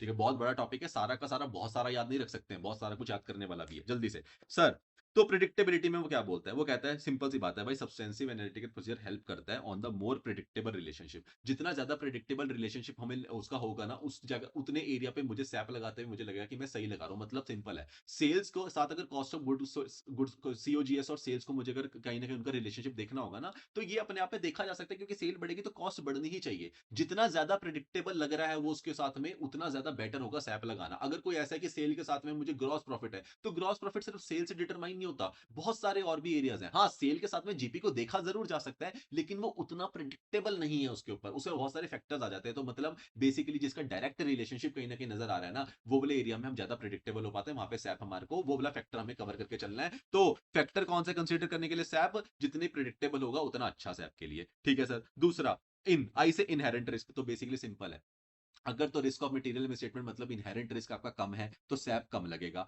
अगर आप तो क्या होगा, तो आपको क्या कर सकते हो, आप सैप को फॉलो कर सकते हो। सब्सटेंसिव एनालिटिकल प्रोसीजर से ऊपर एक और चीज आती है, वो होती है टेस्ट ऑफ डिटेल्स करना, मतलब फिर बिल्कुल ही चेकिंग करना। सब्सटेंसिव एनालिटिकल प्रोसीजर मतलब सिर्फ सीटीआर एनालिसिस करना, उतने तक लिमिटेड है, यस और नो, यस सर। तो उसके अलावा और भी कुछ चेक करने का मतलब है टेस्ट ऑफ डिटेल्स में जाके चेक करना, भाई फिर सब कुछ करना है, सिर्फ सीटीआर से काम नहीं चलेगा। तो यहाँ पे क्या कहना चाह रहा है, इनहेरेंट रिस्क अगर आपका कम लग रहा है तो आप सैप का यूज कर सकते हो, अगर रिस्क मटेरियल मिसस्टेटमेंट ज्यादा नहीं लग रहा तो कंपैरिजन वगैरह करके काम चला लो। लेकिन अगर आपको ज्यादा लग रहा है तो फिर तो भैया को क्या करना पड़ेगा, टेस्ट ऑफ डिटेल करनी पड़ेगी। एग्जाम्पल एग्जाम्पल इसके अंदर एक दे रखा है क्या, रेवेन्यू रिकॉग्निशन का एक एग्जाम्पल दे रखा है कि अगर मान लो आपने कोई रेवेन्यू किसी चीज को सेल करा, उसके बेसिस अपने रेवेन्यू को रिकॉग्नाइज करना है, तो ये तो बिल्कुल सिंपल है, आपने सेल करा, सेल का इनवॉइस वगैरह चेक करोगे और हो जाएगा। इसमें कुछ रिस्क लग रहा है नहीं, सैप लगा ले, लगा सकते हैं सर, बिल्कुल कर सकते हैं। नॉर्मल सी बात है, जितनी सेल है उसके basis cost of goods sold क्या होंगे वो सब देख के चेक कर लेंगे, सब कुछ पता चल जाएगा। लेकिन इसके साथ में कुछ एक क्या पॉइंट लिखा हुआ है कि आपने एक साइड एग्रीमेंट भी कर रखा है कि हो सकता है कि भाई मैं तेरे को जो ये सेल है ना, विद इन द 2 मंथ्स अगर मेरी ना बिकी मैं तेरे को वापस कर दूंगा, और उसके बेसिस पे मैं तेरे को कॉस्ट ऑफ गुड्स सोल्ड में दिखा दूंगा। अगर आपने ऐसा कुछ साइड एग्रीमेंट कर रखा है जिसके बेसिस में मैं directly cell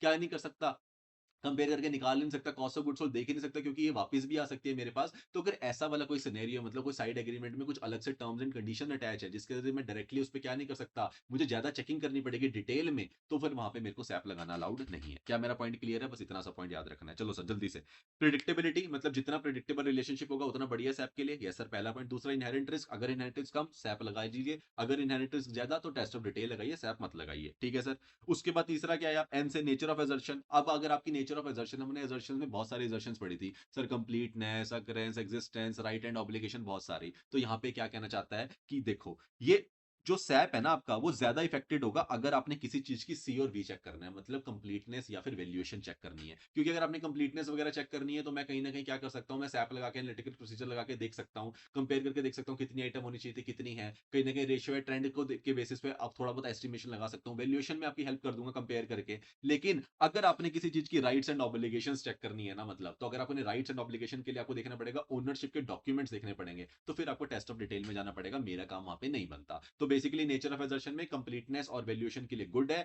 rights and obligation के लिए गुड नहीं है, एमसीक्यू में आ सकता है, यस और नो, यस सर। उसके बाद पिन हो गया, अब डी से चलते हैं डिसएग्रीगेशन। डिसएग्रीगेशन के अंदर सिंपल सी बात बोलता है कि बेटर है अगर आप जितना हो सके आइटम को डिसएग्रीगेट कर लो, जितने वो एग्रीगेटेड रहेंगे उसके रिलेशनशिप को निकालना उतना मुश्किल हो जाएगा। अगर वन टू वन रिलेशनशिप हो तो ज्यादा बेटर है, अगर वन टू मैनी कर दोगे तो मुश्किल हो जाएगी। तो वही कह रहा है, break into assertions not financial statement. तो बेसिकली वो कह रहा है एजर्शन एजर्शन बेसिस पे जितना सैप लगा सकते हो उसके लिए अच्छा होगा। अगर as a financial statement as a whole पे सैप लगाना पड़ा, तब वो सैप नहीं लग पाएगा, फिर आपको कहीं ना कहीं टेस्ट ऑफ डिटेल्स में जाना पड़ेगा, यस और नो, यस सर। चलिए जी, फिर उसके बाद उसने क्या बोला, ए से अवेबिलिटी ऑफ डाटा। जितना रेलिवेंट और रिलायबल डाटा आप उसको दोगे उतना सैप इफेक्टिव निकल के आएगा। डेटा के बेसिस पे तो सैप चलता है। कंपेयर करने के लिए डेटा चाहिए, रेशियो निकालने के लिए डेटा चाहिए, ट्रेंड फॉलो करने के लिए इंडस्ट्री का डेटा चाहिए। तो कहीं ना कहीं जितना रेलिवेंट रिलायबल डेटा उतना बढ़िया सैप। ठीक है सर। उसके बाद अकाउंट टाइप में क्या कह रहा है कि इनकम स्टेटमेंट हो या फिर बैलेंस शीट हो, सबके ऊपर क्या लग सकता है, बिल्कुल लग सकता है। इनकम स्टेटमेंट मोर प्रिडिक्टेबल होते हैं बैलेंस शीट। बिल्कुल, वो कह रहे हैं देखो इनकम स्टेटमेंट में एक्सपेंसेस वगैरह होते हैं जो हमारा सिंगल पर्टिकुलर एक्सपेंस होगा, और अगर वो किसी फैक्टर पे डिटरमाइन भी कर रहा होगा तो वो एक या दो ही होंगे। लेकिन बैलेंस शीट के अंदर यूजुअली काफी सारे फैक्टर्स आ जाते हैं, तो बैलेंस शीट ब्रॉडर टर्म्स के लिए यूज की जाती है। तो इस वजह से, क्योंकि उसके अंदर कहीं ना कहीं जजमेंट, अकाउंटिंग पॉलिसीज, ये सारे एरियाज भी इन्वॉल्व होते हैं, तो वहां पे टेस्ट ऑफ डिटेल्स कर लेना। यूजुअली इनकम स्टेटमेंट के आइटम्स के लिए मोस्टली क्या किया जाता है, सैप इजीली लगाया जा सकता है। ये हो गया अकाउंट टाइप। और लास्ट में क्या कह रहा है, सोर्स, क्लास ऑफ ट्रांजेक्शन के लिए या फिर रूटीन। तो बेसिकली सिंपल सी बात क्या कह रहा है, सोर्स के अंदर की जो हमारी क्लास ऑफ ट्रांजेक्शन है, जो रूटीन नेचर की ट्रांजेक्शन है ना, उसके लिए सैप लगाया जा सकता है। जो सिग्निफिकेंट कोई क्लास ऑफ ट्रांजेक्शन होंगी ना, उसके लिए यूजुअली जहां पे जजमेंट वगैरह इन्वॉल्व होती है, बेसिकली वहां पे मना कर रहा है कि वहां पे सैप मत लगाया करो, वहां पे टेस्ट ऑफ डिटेल्स कर लो। जहां जजमेंट इन्वॉल्व है वहां पे फर्दर चेकिंग चाहिए ही चाहिए। क्या मेरा पॉइंट क्लियर है सर? बहुत इंपॉर्टेंट है, क्वेश्चन आ सकते हैं पेपर के अंदर। जल्दी मेरे साथ सर, कौन कौन से फैक्टर्स होते हैं जो किसके लिए कंसीडर किए जाते हैं सब्सटेंसिव एनालिटिकल प्रोसीजर के लिए? बिंदास फैक्टर्स होते हैं। प्रेडिक्टेबिलिटी, जितना मोर प्रेडिक्टेबल होगा, जितना क्लोज रिलेशनशिप मिलेगा, उतना बढ़िया सैप लग सकता है। फिर उसके बाद आई से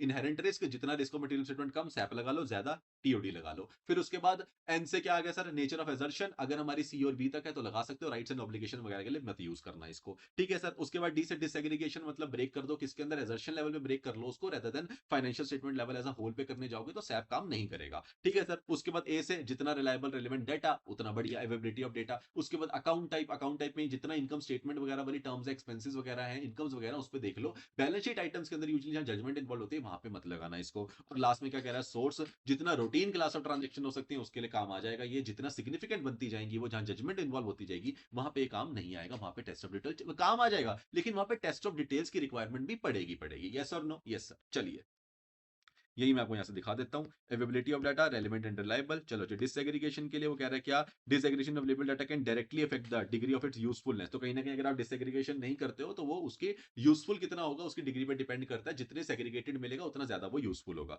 ठीक है सर। उसके बाद अकाउंट टाइप के अंदर क्या है कि more useful for certain types of accounts than the others. तो यूजुअली इनकम स्टेटमेंट अकाउंट्स के लिए ज्यादा काम करता है, अदरवाइज नहीं करता जहां पे जजमेंट इन्वॉल्व होती है। यस और नो? Yes sir. जितना मैंने बताया उतना लिखाओगे काम चल जाएगा तुम लोगों का। ठीक है। ठीक है सर। उसके बाद सोर्स के अंदर मोर प्रिडिक्टेबल, जहां पे सिमिलर या फिर रूटीन टाइप्स की ट्रांजेक्शन होती है। नॉन रूटीन ट्रांजेक्शन के लिए ये यूज नहीं किया जाता जहां पे कहीं ना कहीं जजमेंट वगैरह इन्वॉल्व होती है, जिसे एससीओटीज बोलते हैं, सिग्निफिकेंट क्लास ऑफ ट्रांजेक्शन। ठीक है। Done sir. और प्रिडिक्टेबिलिटी हमने पढ़ी लिया, मोर अप्रोप्रिएट अकाउंट बैलेंस और रिलेशनशिप मिलेगा, जैसे sales and cost of sales का ज्यादा क्लियर प्रिडिक्टेबल रिलेशनशिप है तो बहुत बढ़िया, नहीं होगा तो बहुत मुश्किल है इसको यूज करना। ठीक है सर। उसके बाद nature of assertion, some assertion जैसे कि कंप्लीटनेस और वैल्यूएशन के लिए कर लो, राइट्स एंड ऑब्लिगेशन के लिए मत करो। Inherent risk, nature of risk है, जितना ज्यादा रिस्क होगा उतना जितना ज्यादा रिस्क होगा वहां टीओडी लगेगा, कम रिस्क होगा सैप लग जाएगा। Done sir. अब इसके बाद ये जो टाइप वाला क्वेश्चन है ये अलग से क्वेश्चन आता है, इसको बाद में करेंगे। आओ पहले इसको कवर करके खत्म करके आते हैं नीचे से यहां से। सर अब हमें, अगर हमें पता चल गए, क्या फैक्टर्स पता चल गए सर, अगर हमें फैक्टर्स पता चल गए ना, अब उसके बाद हम रेडी हैं किसके लिए, 520 का दिए जाने वाला प्रोसीजर। क्योंकि 520 किसकी हेल्प करने जा रहा है, 330 की हेल्प करने जा रहा है। उसे क्या चाहिए, फर्दर ऑडिट प्रोसीजर चाहिए। मतलब फर्दर ऑडिट प्रोसीजर में क्या चाहिए, सब्सटेंटिव एनालिटिकल प्रोसीजर चाहिए। और एनालिटिकल प्रोसीजर यूज है सब्सटेंटिव टेस्ट करने के लिए। 320 बोलता है कि आपको क्या चाहिए होगा, तो मैं बता देता हूँ। ये देखो यहाँ पे बोल भी रहा है 330 के लिए मैं दे रहा हूँ। तो अगर आपने डिजाइन एंड परफॉर्म करना है सब्सटेंटिव एनालिटिकल प्रोसीजर, अलोन भी कर सकते हो, कॉम्बिनेशन में भी कर सकते हो, टेस्ट ऑफ डिटेल के साथ में। तो मैंने दो दो चीजें होती है, टेस्ट ऑफ डिटेल के साथ कॉम्बिनेशन में क्या यूज होता है, सब्सटेंटिव एनालिटिकल प्रोसीजर। क्योंकि कहीं कहीं एरिया में रिस्क बढ़ता जाएगा, जजमेंट बढ़ती जाएगी, तो टेस्ट ऑफ डिटेल का काम आ जाएगा। सब्सटेंटिव एनालिटिकल प्रोसीजर आपको काम आएंगे जब प्रिडिक्टेबल है, ऊपर फैक्टर्स काम आ रहे हैं कि नहीं आ रहे। Yes sir. जहाँ डाटा अच्छा है, प्रिडिक्टेबल है, रिस्क कम है, क्लियर रिलेशनशिप मिल रहा है, तो ऐसे एरियाज में अकाउंट टाइप इनकम स्टेटमेंट है तो वहां यूज कर लो, वरना टेस्ट ऑफ डिटेल्स पे साथ में लेके चलना। ठीक है सर। ठीक है सर। तो 330 के ऑडिटर शेल क्या चार बातें कह रहा है, बेसिकली याद रखेंगे क्या, सब्सटेंसिव एनालिटिकल प्रोसीजर की जैसी बात आती है 520 क्या देता है उसको, एक सुटेबल रीड देता है। क्या देता है उसको, एक सुटेबल रीड। मैंने तीन बातें तुम लोगों को याद कराई, जल्दी से बता दो कौन कौन सी। एक तो मैंने पिंडास याद कराया तुमको, एक अनयूजुअल एंड अनएक्सपेक्टेड ट्रीट याद कराया। तीन बातें याद रखनी, 520 में सारे मेन एरियाज कवर है। अनयूजुअल एंड अनएक्सपेक्टेड ट्रीट क्या था, पर्पस के लिए यूज किया जाता है, बहुत बढ़िया, हेल्प करता है। दूसरा पिंडास क्या थे, फैक्टर्स थे। और तीसरे नंबर पे क्या आया मेरा, सब्सटेंसिव प्रोसीजर जो 520 देता है 320 को, वो क्या होता है, एक सुटेबल रीड होती है। जितनी सुटेबल रीड मिलती है उसको, उससे उसका सारा काम बन जाता है। एक सुटेबल रीड एंड काम खत्म। सुटेबल रीड का मतलब पहला, वो कहता है डिटरमाइन करो suitability of the analytical procedure. तो पहले वो क्या कहता है, डिटरमाइन करता है कि भाई ये एनालिटिकल प्रोसीजर एक्चुअली में जिस चीज के ऊपर लगाना है वो सुटेबल भी है ना। और फैक्टर पे जाओ वापस जल्दी से, फैक्टर पे जाके ढूंढो भाई जहां पे भी लगाना है वो सुटेबल भी है ना। मतलब कहीं ना कहीं आप ने उठा लो कोई भी पॉइंट, डिसएग्रीगेशन उठा लो, आप financial statement level as a whole देखना चाहते हो, यहाँ के लिए तो सुटेबल ही नहीं है। या फिर आप बैलेंस शीट के आइटम जहां पे जजमेंट इन्वॉल्व है वहां देखना चाहते हो, यहाँ पे तो ये सुटेबल ही नहीं है। या फिर जल्दी से और कौन सा हो सकता है, रिस्क ऑफ मटेरियल स्टेटमेंट ज्यादा लग रही है, यहाँ पे तो ये सुटेबल ही नहीं है। राइट्स एंड ऑब्लिगेशन के असर्शन चेक करनी है, यहाँ पे तो ये सुटेबल ही नहीं है। तो बेसिकली पहले नंबर पे सुटेबिलिटी चेक कर लो कि भाई सब्सटेंसिव एनालिटिकल प्रोसीजर करने लग सकते हैं ना, या टीओडी की मदद लगेगी, पहला पॉइंट। फिर उसके बाद मैंने बोला सुटेबल के साथ क्या बोला, रीड, रीड से क्या, आर से रिलायबिलिटी चेक कर लेना। ठीक है सर, रिलायबिलिटी ऑफ डेटा देख लो भाई, रिलायबल होना चाहिए डेटा, जितना रिलायबल डेटा होगा, हमने ऊपर पढ़ लिया एवेबिलिटी ऑफ डेटा क्या होना चाहिए, रेलेवेंट एंड रिलायबल। अगर रेलेवेंट एंड रिलायबल मिलेगा तभी सैप लगेगा, वरना नहीं लगेगा। कंपेयर करने में फिगर्स ही गलत है तो कंपेयर करके रिजल्ट क्या निकाल लूंगा। यस सर, ये भी पॉइंट बिल्कुल सही है। फिर ई से क्या आया, एक्सपेक्टेशन। आपको डेवलप करनी पड़ेगी एक्सपेक्टेशन क्या है आपकी इसके डेटा से, क्या आप एक्सपेक्टेड करके चल रहे हो कि कितना एक मार्जिन हो सकता है। यूजुअली एक्सपेक्टेशन कब काम आती है, मैं आपको बताता हूँ, मटीरियलिटी के केस में काम आती है। यूजुअली हम मटीरियलिटी केस में क्या करते हैं, हम एक एस्टिमेशन लेके चलते हैं कि यार ठीक है 10% प्लस माइनस चलता है, कोई दिक्कत नहीं है। मैं एक एग्जांपल दूंगा अभी, ठीक है। उसके बेसिस पे फिर मैं उसकी एक्सपेक्टेशन के बेसिस मुझे डेवलप करनी पड़ती है। ई से आ गया। एडी से क्या आया मेरा, एक्सेप्टेबल डिफरेंस की, फिर जो डिफरेंस एक्चुअली में आया क्या वो आपको एक्सेप्टेबल है ना, क्या नहीं है। तो 4 पॉइंट जल्दी से। सुटेबल, रीड, सब्सटेंसिव टेस्ट क्या होते हैं, सुटेबल रीड होते हैं जो 330 के लिए यूज किए जाते हैं। पहला एस से सुटेबल से सुटेबिलिटी, फिर उसके बाद रीड में आर से रीजनेबलनेस चेक कर लेना, ई से डेवलप एन एक्सपेक्टेशन, और एडी से क्या आ गया हमारा, एक्सेप्टेबल डिफरेंस को डिटरमाइन करना। क्या मेरी 4 बातें याद हैं सर? याद है, ये मार्क कर लेना, लिख लेना अपने पास, ठीक है सर। अब आ जाओ एग्जांपल देता हूं। क्या रिलेटेड पार्टी ट्रांजेक्शन उठा लो, एक ऐसे 550 में हमने पढ़ा। वो कहता है अगर मान लो कंपनी के अंदर रिलेटेड पार्टी ट्रांजैक्शन आपको नजर आई है, ठीक है, एज एन ऑडिटर को, तो सबसे पहले वो कहता है चेक करना भाई क्या सैप उस चीज पे सुटेबल होता भी है। क्या हम रिलेशनशिप्स के लिए यूजुअली यूज करते हैं, करते तो हैं, बट रिलेटेड पार्टी ट्रांजैक्शन के लिए एग्जैक्टली करते हैं नहीं करते, पर फाइनेंशियल नॉन फाइनेंशियल डेटा के लिए तो रिलेशनशिप के लिए हम यूज करते हैं उसको, ठीक है। तो यूजुअली रिलेशनशिप के लिए कर लेते हैं, तो यस है, ठीक है, कर सकते हैं। क्योंकि मान लो कोई अगर रिलेशनशिप रिलेटेड पार्टी ट्रांजैक्शन होगी भी तो उसमें अंदर फाइनेंशियल डेटा ही तो होगा ना, कितने पे दिया, पिछले साल उस वाली पार्टी को कितने पे दिया था, इस साल कितने पे दिया, कंपेरिजन कर सकता हूँ। यस सर, सुटेबल है, बिल्कुल है, ठीक है सर। फिर रिलेटेड पार्टी ट्रांजैक्शन का जो डेटा है क्या वो एक्चुअली में रिलायबल भी है, मतलब मैनेजमेंट से हमारे को मिला, यही नहीं पता वो एक्चुअली में सही भी दे रही है नहीं दे रही है, छुपा तो नहीं रही है हमसे, तो वो देखना पड़ेगा। तो चेक करना पड़ेगा क्या, एसआरसीसी।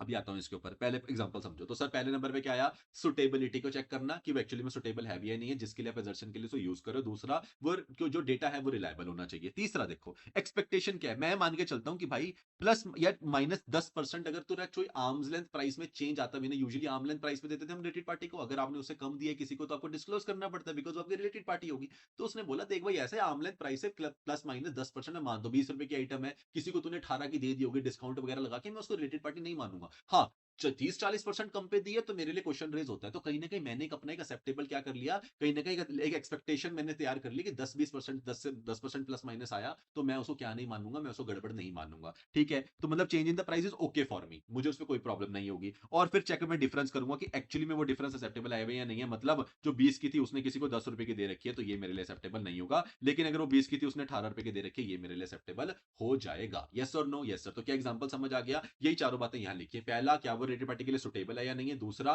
क्या वो डेटा रिलेटेड पार्टी का रिलायबल है या नहीं है। तीसरा, वो जो मैंने एक्सपेक्टेशन लगाई है मैं उसको डेवलप करता हूं। चौथा, उसके बेसिस में मैं डिटरमाइन करता हूं कि ये मेरा जो डिफरेंस आया ये मेरे लिए एक्सेप्टेबल है या नहीं है। क्या इतनी बात क्लियर है? क्लियर है तो आपको सारा प्रोसीजर याद हो गया। अरे वाह सर, बिल्कुल। ये देखो 4 पॉइंट, आ जाओ।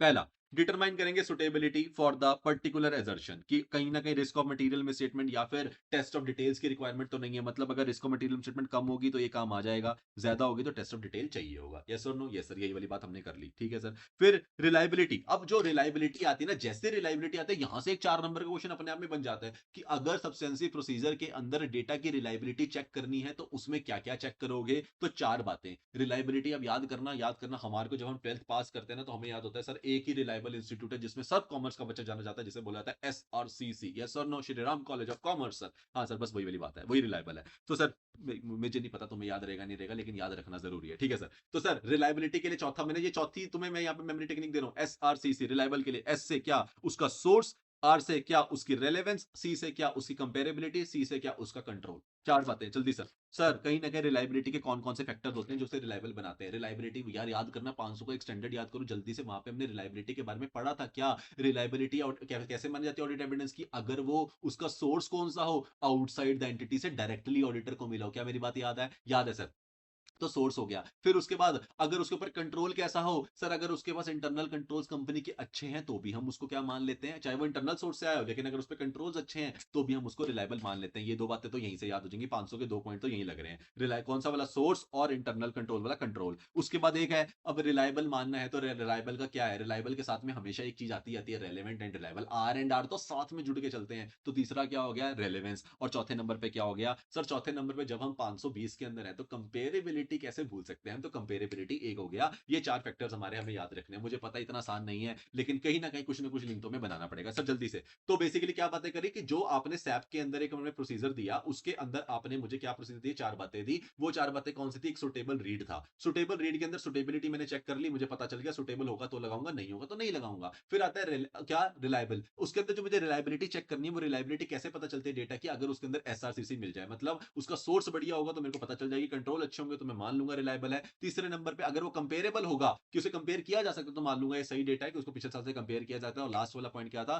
कहीं ना कहीं उसकी रेलेवेंस, अगर वो रेलेवेंट भी तो होना चाहिए ना डेटा, अगर वो रेलेवेंट ही नहीं होगा तो रिलायबल का क्या करूंगा। तो ये चार बातें मेरे लिए यहाँ पे क्या है, जरूरी है किसके लिए, रेलेवेंस के लिए बस। उसके बाद डेवलपमेंट एक्सपेक्टेशन का मतलब क्या है कि वो जो भी आपने एक्सपेक्टेशन लगाई है वो सफिशिएंटली क्या होनी चाहिए, प्रिसाइज होनी चाहिए टू आइडेंटिफाई करने के लिए मिसस्टेटमेंट को, कि मतलब हाँ ऐसा नहीं है कि आपने एक्सपेक्टेशन में खुद ही 10 क्या ले लिया हो, 100% का मार्जिन ले लिया कि 20 से 10 भी होगा तो मैं मान लूंगा। अरे यार ऐसे मानोगे तो मिसस्टेटमेंट ही नहीं पता चलेगी। उतना एक मानो कि उससे ज्यादा की चीज को चेक करना पड़े और आपको मिसस्टेटमेंट मिल जाए। ठीक है सर, मान लिया मतलब हमने जो रखा था 10% विच इज फीजिबल। और लास्ट में क्या आ गया कि जो भी आपने क्या करा है, लास्ट वाला कौन सा पॉइंट था कि कोई भी डिफरेंस वाला जो आएगा, जो हमारा डिफरेंस आता है वो हमें एक्सेप्टेबल होना चाहिए, मतलब हमारे कोई फर्दर इन्वेस्टिगेशन हमें उसकी नहीं करनी है। हम उसको मतलब अगर 20 का 18 हुआ था तो मैं 10% लेके चल रहा था तो वो मेरे लिए एक्सेप्टेबल डिफरेंस है, मैं उसमें कुछ चेक करना नहीं चाहता हूं, मेरे लिए ये आइटम बिल्कुल सही है। लेकिन अगर वो 15 हुआ, 10 हुआ, 12 हुआ तो मैं डेफिनेटली उसे इन्वेस्टिगेशन फर्दर करूंगा उसकी। ठीक है, इतना बड़ा फ्लक्चुएशन क्यों आया, याद आया वो सब्सटेंसी प्रोसीजर लगाना, यस सर। इतना वाला आइडेंटिफाइड फ्लक्चुएशंस 20 की 10 कैसे होगी भाई, ये ट्रांजेक्शन रिलेटेड पार्टी की, तो फिर मुझे इन्वेस्टिगेशन करनी पड़ेगी। वही वाला पॉइंट यहाँ पे लग रहा है। जल्दी से चार बातें, सुटेबल रीड क्लियर है, यस सर। सुटेबल होना चाहिए मतलब रिस्क और मटेरियल स्टेटमेंट कम या ज्यादा, ज्यादा तो टीओडी, कम तो सब्सटेंसिव लगा लो। रिलायबिलिटी ऑफ डाटा एसआरसीसी से पास होना चाहिए, सोर्स बहुत बढ़िया। और ये सारे नीचे पॉइंट ना भी एक्सप्लेन होंगे तो खत्म नहीं हुआ है। उसके बाद एक्सपेक्टेशन, उसके बाद एक्सेप्टेबल डिफरेंस। आ जाओ इसको थोड़ा सा एक्सप्लेन में पढ़ते हैं। खत्म ही नहीं होता है स्टैंडर्ड में, क्या करूं मैं, जितना भी चाहूं मैं नहीं कर पा रहा हूं उसे खत्म। चलो, पर लास्ट टॉपिक है, ज्यादा नहीं बचा, जल्दी से। सर अब ये बात करता है जो सुटेबिलिटी आपने ऊपर बात करी, जो चार ऊपर बात करी उसको कह रहे थोड़ा और एक्सप्लेन कर दो, कर देते हैं सर। तो सुटेबिलिटी अगर इसके ऊपर वो कहता है मैं इस 4 नंबर का मुझे पता है सबको याद होगा ये सब्सटेंसिव वाला सुटेबल रीड, लेकिन मैं सुटेबल रीड में पूछूंगा ही नहीं सुटेबल रीड, मैं सुटेबल रीड का सुटेबिलिटी पूछूंगा 4 नंबर का। तब क्या करोगे, मैं कहूंगा बताता हूँ तेरे क्या करूंगा, आजा। तो suitability of a particular analytical procedure for the given assertion, अगर आपने किसी चीज की सुटेबिलिटी वगैरह चेक करनी है तो वहां पे सुटेबिलिटी कब यूजुअली आपकी चेक करी जाती है, तो माना जाएगा कि हम कब मानेंगे कि ये सुटेबल है सैप लगाना। देखो सैप हमेशा सुटेबल होता है जब आप यूजुअली एप्लीकेबल हो आपके पास लार्ज वॉल्यूम ऑफ ट्रांजैक्शंस जो to be predictable over time, जिसको किसका कहीं ना कहीं हम क्या कर सकते हैं उसे प्रिडिक्ट कर सकते हैं ओवर टाइम कि ये ऐसे रहेंगी, उसको अगर आपको लार्ज वॉल्यूम है तो आप उसमें यूजुअली सैप लगा के कंपैरिजन करके रेशियो करके ट्रेंड के बेसिस पे आप उसको यूजुअली क्या कर सकते हो, चेक कर सकते हो, मतलब सीटीआर से काम चल जाएगा आपका। तो मतलब हाई वॉल्यूम के केस में सुटेबल माना जाता है क्या, सीटीआर जिसको प्रिडिक्टेबल किया जा सकता है ओवर टाइम। अगर वो प्रिडिक्टेबल नहीं है फिर नहीं, अगर वो प्रिडिक्टेबल है तो काम चल जाएगा। ठीक है सर। फिर दूसरा, अगर कोई रिलेशनशिप है जो कंटिन्यूस टू एग्जिस्ट है, मतलब इसमें सिंपल सी बात हो रही है, प्लान्ड एनालिटिकल प्रोसीजर की बात करता है कि the application of the planned analytical procedure, मतलब पीएपीज बोलते हैं इसको यूजुअली, इसका वर्ड याद रहेगा नहीं आपको पर याद रहा तो बहुत अच्छी बात है। तो बेसिकली कहना क्या चाह रहा है, is based on the expectation that the relationship among the data exist and continue in the absence of the known condition of the contrary. Basically relationship अगर आपका कंटिन्यू करता है एग्जिस्ट करना, अगर रिलेशनशिप आपका एग्जिस्ट करता है, मतलब हमने क्या बात करी, सेल्स और से कॉस्ट ऑफ गुड्स सोल्ड का और सेल्स के साथ में क्या रिलेशनशिप एग्जिस्ट करता है, बिल्कुल करता है। तो कहीं ना कहीं अगर आइटम्स के बीच में रिलेशनशिप एग्जिस्ट करता है, मतलब फाइनेंशियल वर्सेस फाइनेंशियल हो या फाइनेंशियल वर्सेस नॉन फाइनेंशियल हो, अगर रिलेशनशिप एग्जिस्ट करता होगा तो डेफिनेटली आप क्या लगा सकते हो यार, प्लॉजिबल रिलेशन तो डेफिनेशन में आता है तो वो सुटेबल माना जाएगा, क्या लगाना, सैप लगाना। तो 2 पॉइंट याद रखेंगे, पहला जहां पे लार्ज वॉल्यूम होगी जिसको प्रेडिक्ट किया जा सकता है कर लीजिए, सैप लगा लीजिए, दूसरा सुटेबल है। दूसरा, जहां पे भी रिलेशनशिप क्या करता है, एग्जिस्ट करता है और वो कॉन्टिन्यूस है तो कहीं ना कहीं आप क्या लगा सकते हो, सैप लगा सकते हो, कोई दिक्कत नहीं, इतना वर्ड लिखाओगे काम चल जाएगा आपका। और तीसरा, अगर ऑडिटर की असेसमेंट के बेसिस पे on the effectiveness of the SAP, अगर ऑडिटर को लगता है कि यहाँ पे सैप से मेरा काम चल जाएगा और मैं मटेरियल में स्टेटमेंट को डिटेक्ट कर लूंगा तो भी वो सैप लगा सकते हैं। अगर ऑडिटर को लग रहा है यहाँ के लिए सैप इंपॉर्टेंट है तो सैप इंपॉर्टेंट है, सिंपल सी बात है, इस पे कोई आर्ग्यूमेंट नहीं चलेगा। यस सर, तीनों पॉइंट जल्दी से, 3 पॉइंट्स ही हैं बस जल्दी से। सर सुटेबिलिटी के 3 पॉइंट कौन से, जहां पे लार्ज वॉल्यूम ऑफ ट्रांजेक्शन होगी जिसको हम प्रेडिक्ट कर सकते हैं, सैप लगाने को मंजूर है। दूसरा, अगर कोई रिलेशनशिप है जो कंटिन्यू टू एग्जिस्ट करता है तो बहुत बढ़िया है, कोई दिक्कत नहीं है, सैप लगा लीजिए। और तीसरा, अगर ऑडिटर की असेसमेंट बोलती है यहाँ पे सैप काम कर जाएगा और मैं आइडेंटिफाई कर पाऊंगा मिसस्टेटमेंट, तो भी आप सैप लगा सकते हैं, कोई दिक्कत नहीं है। ठीक है जी, ठीक है सर। ये तो 3 पॉइंट आते हैं सुटेबिलिटी के। ठीक है सर। अब ये और कुछ पॉइंट्स देता है सुटेबिलिटी के अंदर, ताकि आंसर आप 4 से 5 नंबर का बना पाओ। अच्छा, अच्छा। ठीक है सर।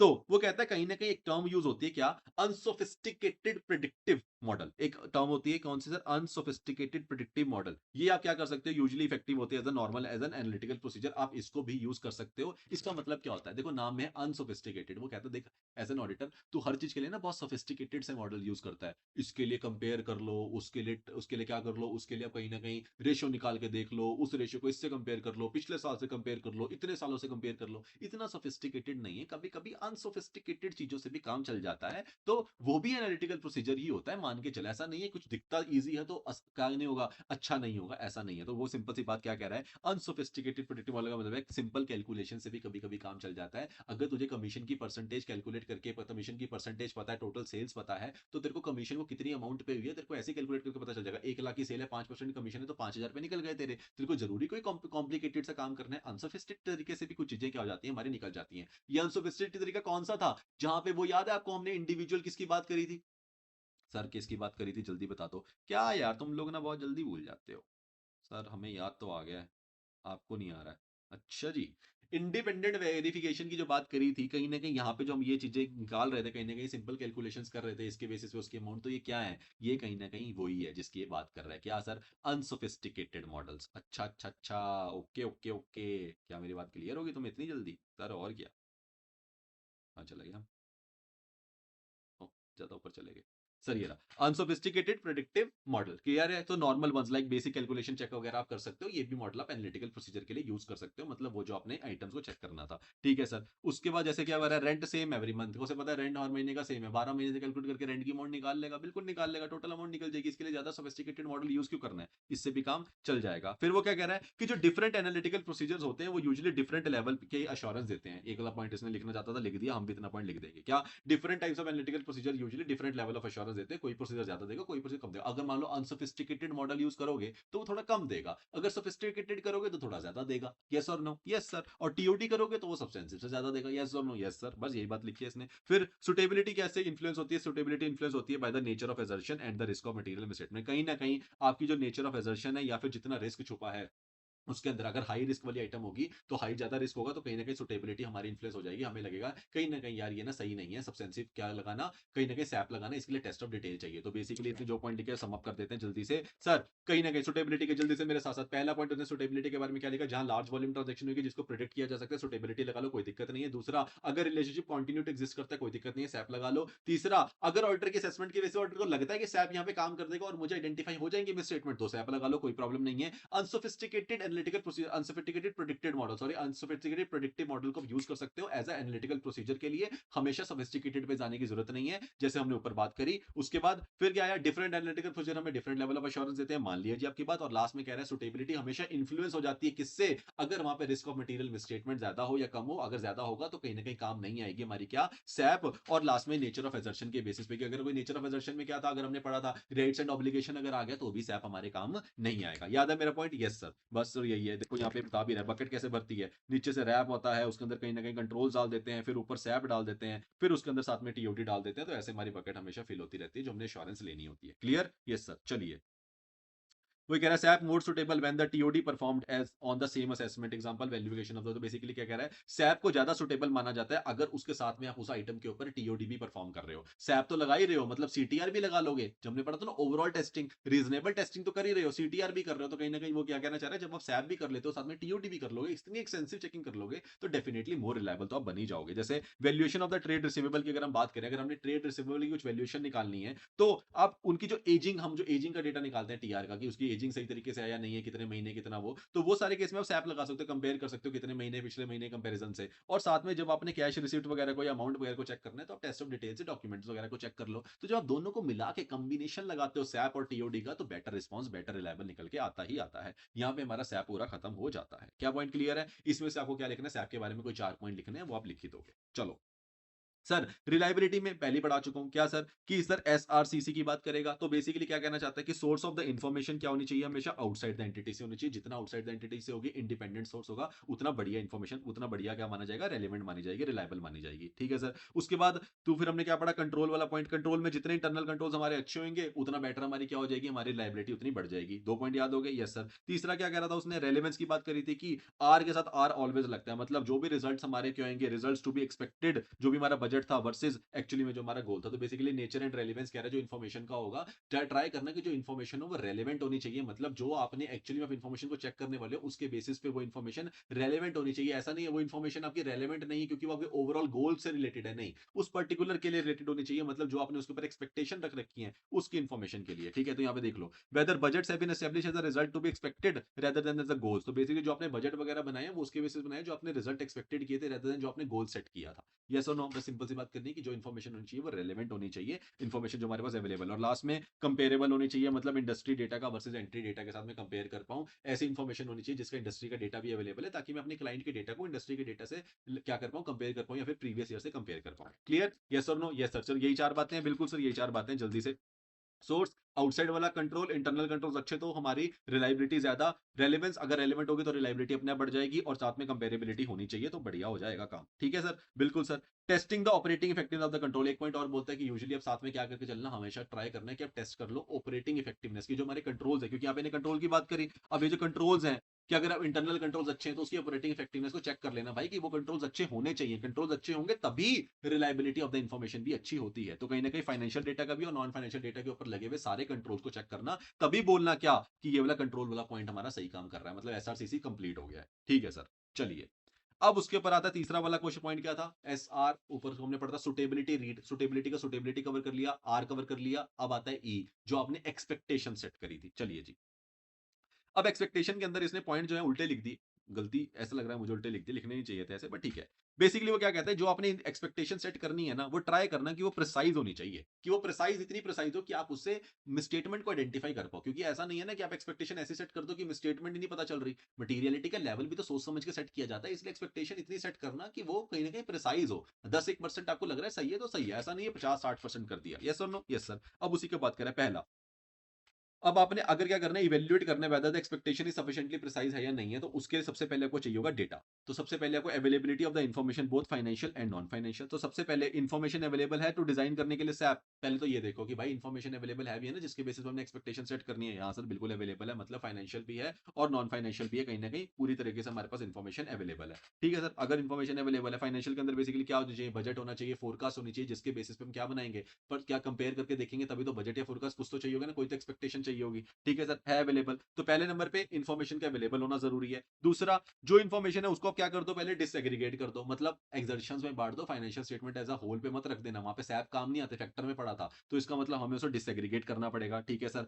तो एनालिटिकल प्रोसीजर मोर इफेक्टिव हो जाते हैं जब apply to the financial information और इंडिविजुअल सेक्शन जब आप इंडिविजुअल सेक्शन के ऊपर लगाते हो उसको ट्रांजेक्शन को ट्रांजेक्शन के ऊपर देखते हो अकाउंट बैलेंस को अकाउंट बैलेंस के हिसाब से देखते हो एक्सपेंस को एक्सपेंस की तरीके से देखो तो ज्यादा तरीके से सब तो ज्यादा अच्छा सैप लग पाता है ठीक है सर डिसएग्रीगेट कर दिया समझ गए एंटिटी एज अ होल पे काम नहीं करते समझा दिया आपने और last the accuracy for which the expected results of the substantive procedure can be predicted और लास्ट में उसके बेसिस पे आप क्या कर लो greater expectancy in comparing the gross profit rather than the क्या रहना एक्सपेंस क्या कह रहा है ये सिंपल सी बात है देखो accuracy for which the expected results of the substantive procedure can be predicted मतलब बेसिकली सिंपल सी बात कहना चाह रहा है auditor may expect greater consistency in comparing gross profit margin from one period to another than in comparing discretionary expenses such as research or advertising तो basically simple सी बात कहना पा रहा है कहीं ना कहीं जब आप क्या करते हो जब आप सैप लगाते हो तो उसके अंदर जब आप एक्सपेक्टेशन बिल्टअप करते हो तो जो रिजल्ट आते हैं उसको कंपैरिजन करने के वो आप उसके अंदर कंसिस्टेंसी कहां पे ज्यादा होती है जब आप कंपेयर करते हो ग्रॉस प्रॉफिट को एक साल से दूसरे साल के लिए कंपेयर कर लिया क्योंकि ये कंसिस्टेंट चलने वाली चीज है अब अपने उसके अगर आप रिसर्च या एडवर्टाइजमेंट के एक्सपेंसेस के ऊपर लगाने लग जाओ तो रिसर्च हर साल होए ना होए पता नहीं है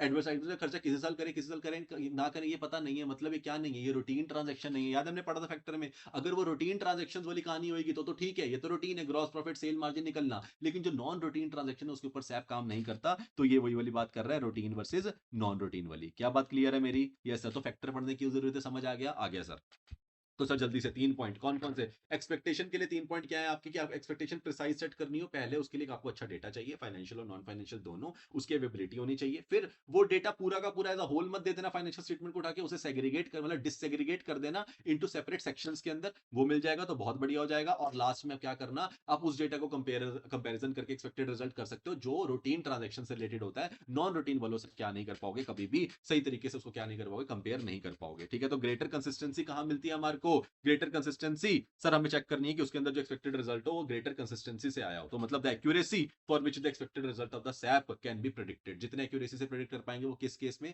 रूटीन ट्रांजेक्शन के केस में। नॉन रूटीन ट्रांजेक्शन के केस में ये काम नहीं चलेगा। क्या मेरा पॉइंट क्लियर है? क्लियर है sir.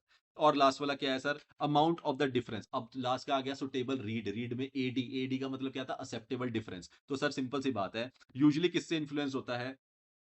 Influence by the materiality, influence by the materiality by the desired level of assurance है। तो बेसिकली वही वाली बात कहना चाह रहा है जो ऊपर इसने बात करी थी, क्या कि अगर इसका मटीरियल में स्टेटमेंट अगर आपको ज्यादा लग रहा है कहीं ना कहीं, या फिर लेवल ऑफ एश्योरेंस की बात है, तो उस वाले केस के अंदर आपको जो अमाउंट ऑफ डिफरेंस होगा जो आपने देखना है वो एक्सेप्टेबल है या नहीं है, वो डिपेंड करता है किसके ऊपर, आपकी लेवल ऑफ एश्योरेंस क्या है, आपका रिस्क ऑफ मटीरियल मिसस्टेटमेंट क्या है। तो बेसिकली ऑडिटर का determination of the amount of difference from the expectation that can be accepted without further investigation, की उसमें इन्वेस्टिगेशन फर्दर करनी भी नहीं है, is influence by the materiality, कि आपने मटीरियलिटी कितनी सेट करी है उसके ऊपर, and the desired level of assurance, आपको कितनी एश्योरेंस चाहिए। अगर आपको बहुत ज्यादा एश्योरेंस लगता है नहीं मिल रही है और ज्यादा चाहिए, तो आपको टेस्ट ऑफ डिटेल्स वगैरह लगाना पड़ेगा और आपको एक्सपेक्टेशन से आपका काम नहीं चलेगा। अगर आपको लगता है कि नहीं यार मुझे ज्यादा एश्योरेंस नहीं चाहिए, बस ये पता चल जाए ठीक है या नहीं है आइटम, ज्यादा कुछ नहीं है, तो सैप से काम मेरा चल जाएगा, तो बहुत बढ़िया, कोई दिक्कत नहीं है। तो इसके मतलब किससे इन्फ्लुएंस होता है सर हमारा डिफरेंस का? एक्सेप्टेबल डिफरेंस किससे इन्फ्लुएंस होता है? सीधा हमारा मटीरियलिटी से, जो हमारी डिजायर्ड लेवल ऑफ एश्योरेंस होती है, और तीसरा रिस्क ऑफ मटीरियल मिसस्टेटमेंट जो यहाँ पे लिखा है आपका। क्लियर है? यस सर क्लियर है। जल्दी से मेरे साथ साथ बता दीजिए सर। सुटेबिलिटी के कौन कौन से, सुटेबिलिटी के सारे पॉइंट याद है सर? याद है, वॉल्यूम ज्यादा होना चाहिए, रिलेशनशिप कंटिन्यूट एग्जिस्ट करना चाहिए, ऑडिटर को लगता है मेरे लिए काम आएगा तो बहुत बढ़िया। फिर एक अनसोफिस्टिकेटेड क्या पढ़ा था हमने? प्रिडिक्टिव मॉडल पढ़ा था, जो नॉर्मल सा तरीका होता है करने का। फिर डिफरेंट ऑडिट प्रोसीजर डिफरेंट तरीके से लेवल ऑफ एश्योरेंस देते हैं। और सुटेबिलिटी इन्फ्लुएंस होती है किससे? ये वाला पॉइंट यहाँ पे, नेचर ऑफ एश्योरेंस, एजर्शन से, कितनी उसके एजर्शन की नेचर की आर एंड डी वगैरह तो नहीं है, और इसको मटीरियल में स्टेटमेंट से। और सुटेबिलिटी ज्यादा अच्छी मानी जाती है रिलायबल जब उसके साथ में टीओडी भी जुड़ जाता है। रिलायबिलिटी में एसआरसीसी क्लियर है, बिल्कुल सर। जो हमारा सोर्स होना चाहिए वो आउटसाइड एंटिटी वाला होना चाहिए, और कंट्रोल हमारे बढ़िया होना चाहिए, उसके लिए उसकी ऑपरेटिंग इफेक्टिवनेस भी चेक कर लेना, ये बात याद रखनी है। रिलायबल होना चाहिए जो डेटा है, तब भी रेलिवेंट होना चाहिए ताकि वो रिलायबल बन जाए, और कंपेरेबल होना चाहिए। Done done sir. एक्सपेक्टेशन वाले पॉइंट में 3 पॉइंट पढ़े थे। एक्सपेक्टेशन के लिए सबसे पहले तो आपके पास इन्फॉर्मेशन अवेलेबल होनी चाहिए, फिर वो डिससेग्रीगेटेड फॉर्म में होनी चाहिए, और तीसरा तीसरा वाला पॉइंट क्या था? उसकी एक्यूरेसी कैसी होनी चाहिए? बढ़िया होनी चाहिए एक्सपेक्टेड रिजल्ट्स की, कि उसको कंपेयर करना जो कंपेरेबल फॉर्म में होता है, रूटीन ट्रांजेक्शन को नॉन रूटीन ट्रांजेक्शन में मत लगाना। ठीक है सर। उसके बाद अमाउंट ऑफ डिफरेंस जो हमने रिकॉर्ड करना होता है, amount from the expected values that is acceptable, जिसके ऊपर हम कोई फर्दर इन्वेस्टिगेशन नहीं करते, वो किससे इन्फ्लुएंस होती है? वो इन्फ्लुएंस होती है हमारी मटीरियलिटी से, या फिर हमारे डिजायर्ड लेवल ऑफ एश्योरेंस क्या है। ज्यादा एश्योरेंस चाहिए होगी तो कहीं ना कहीं हम ज्यादा क्या नहीं कर पाएंगे, हम उस एक्सेप्टेबल डिफरेंस को नहीं कर पाएंगे, हमें इन्वेस्टिगेशन करनी पड़ जाएगी। अगर ज्यादा लेवल ऑफ एश्योरेंस हमें नहीं चाहिए, हमें लग रहा है कि सब कुछ ठीक है, हम और कुछ चेक कर चुके हैं, तो कोई दिक्कत नहीं है, तब आप इससे काम चला सकते हो। और तीसरा रिस्क ऑफ मटीरियल मिसस्टेटमेंट भी, अगर वो कम होगी तो चलेगा, अगर वो ज्यादा होगी तो फिर मुझे इन्वेस्टिगेशन करनी पड़ेगी। Done done sir.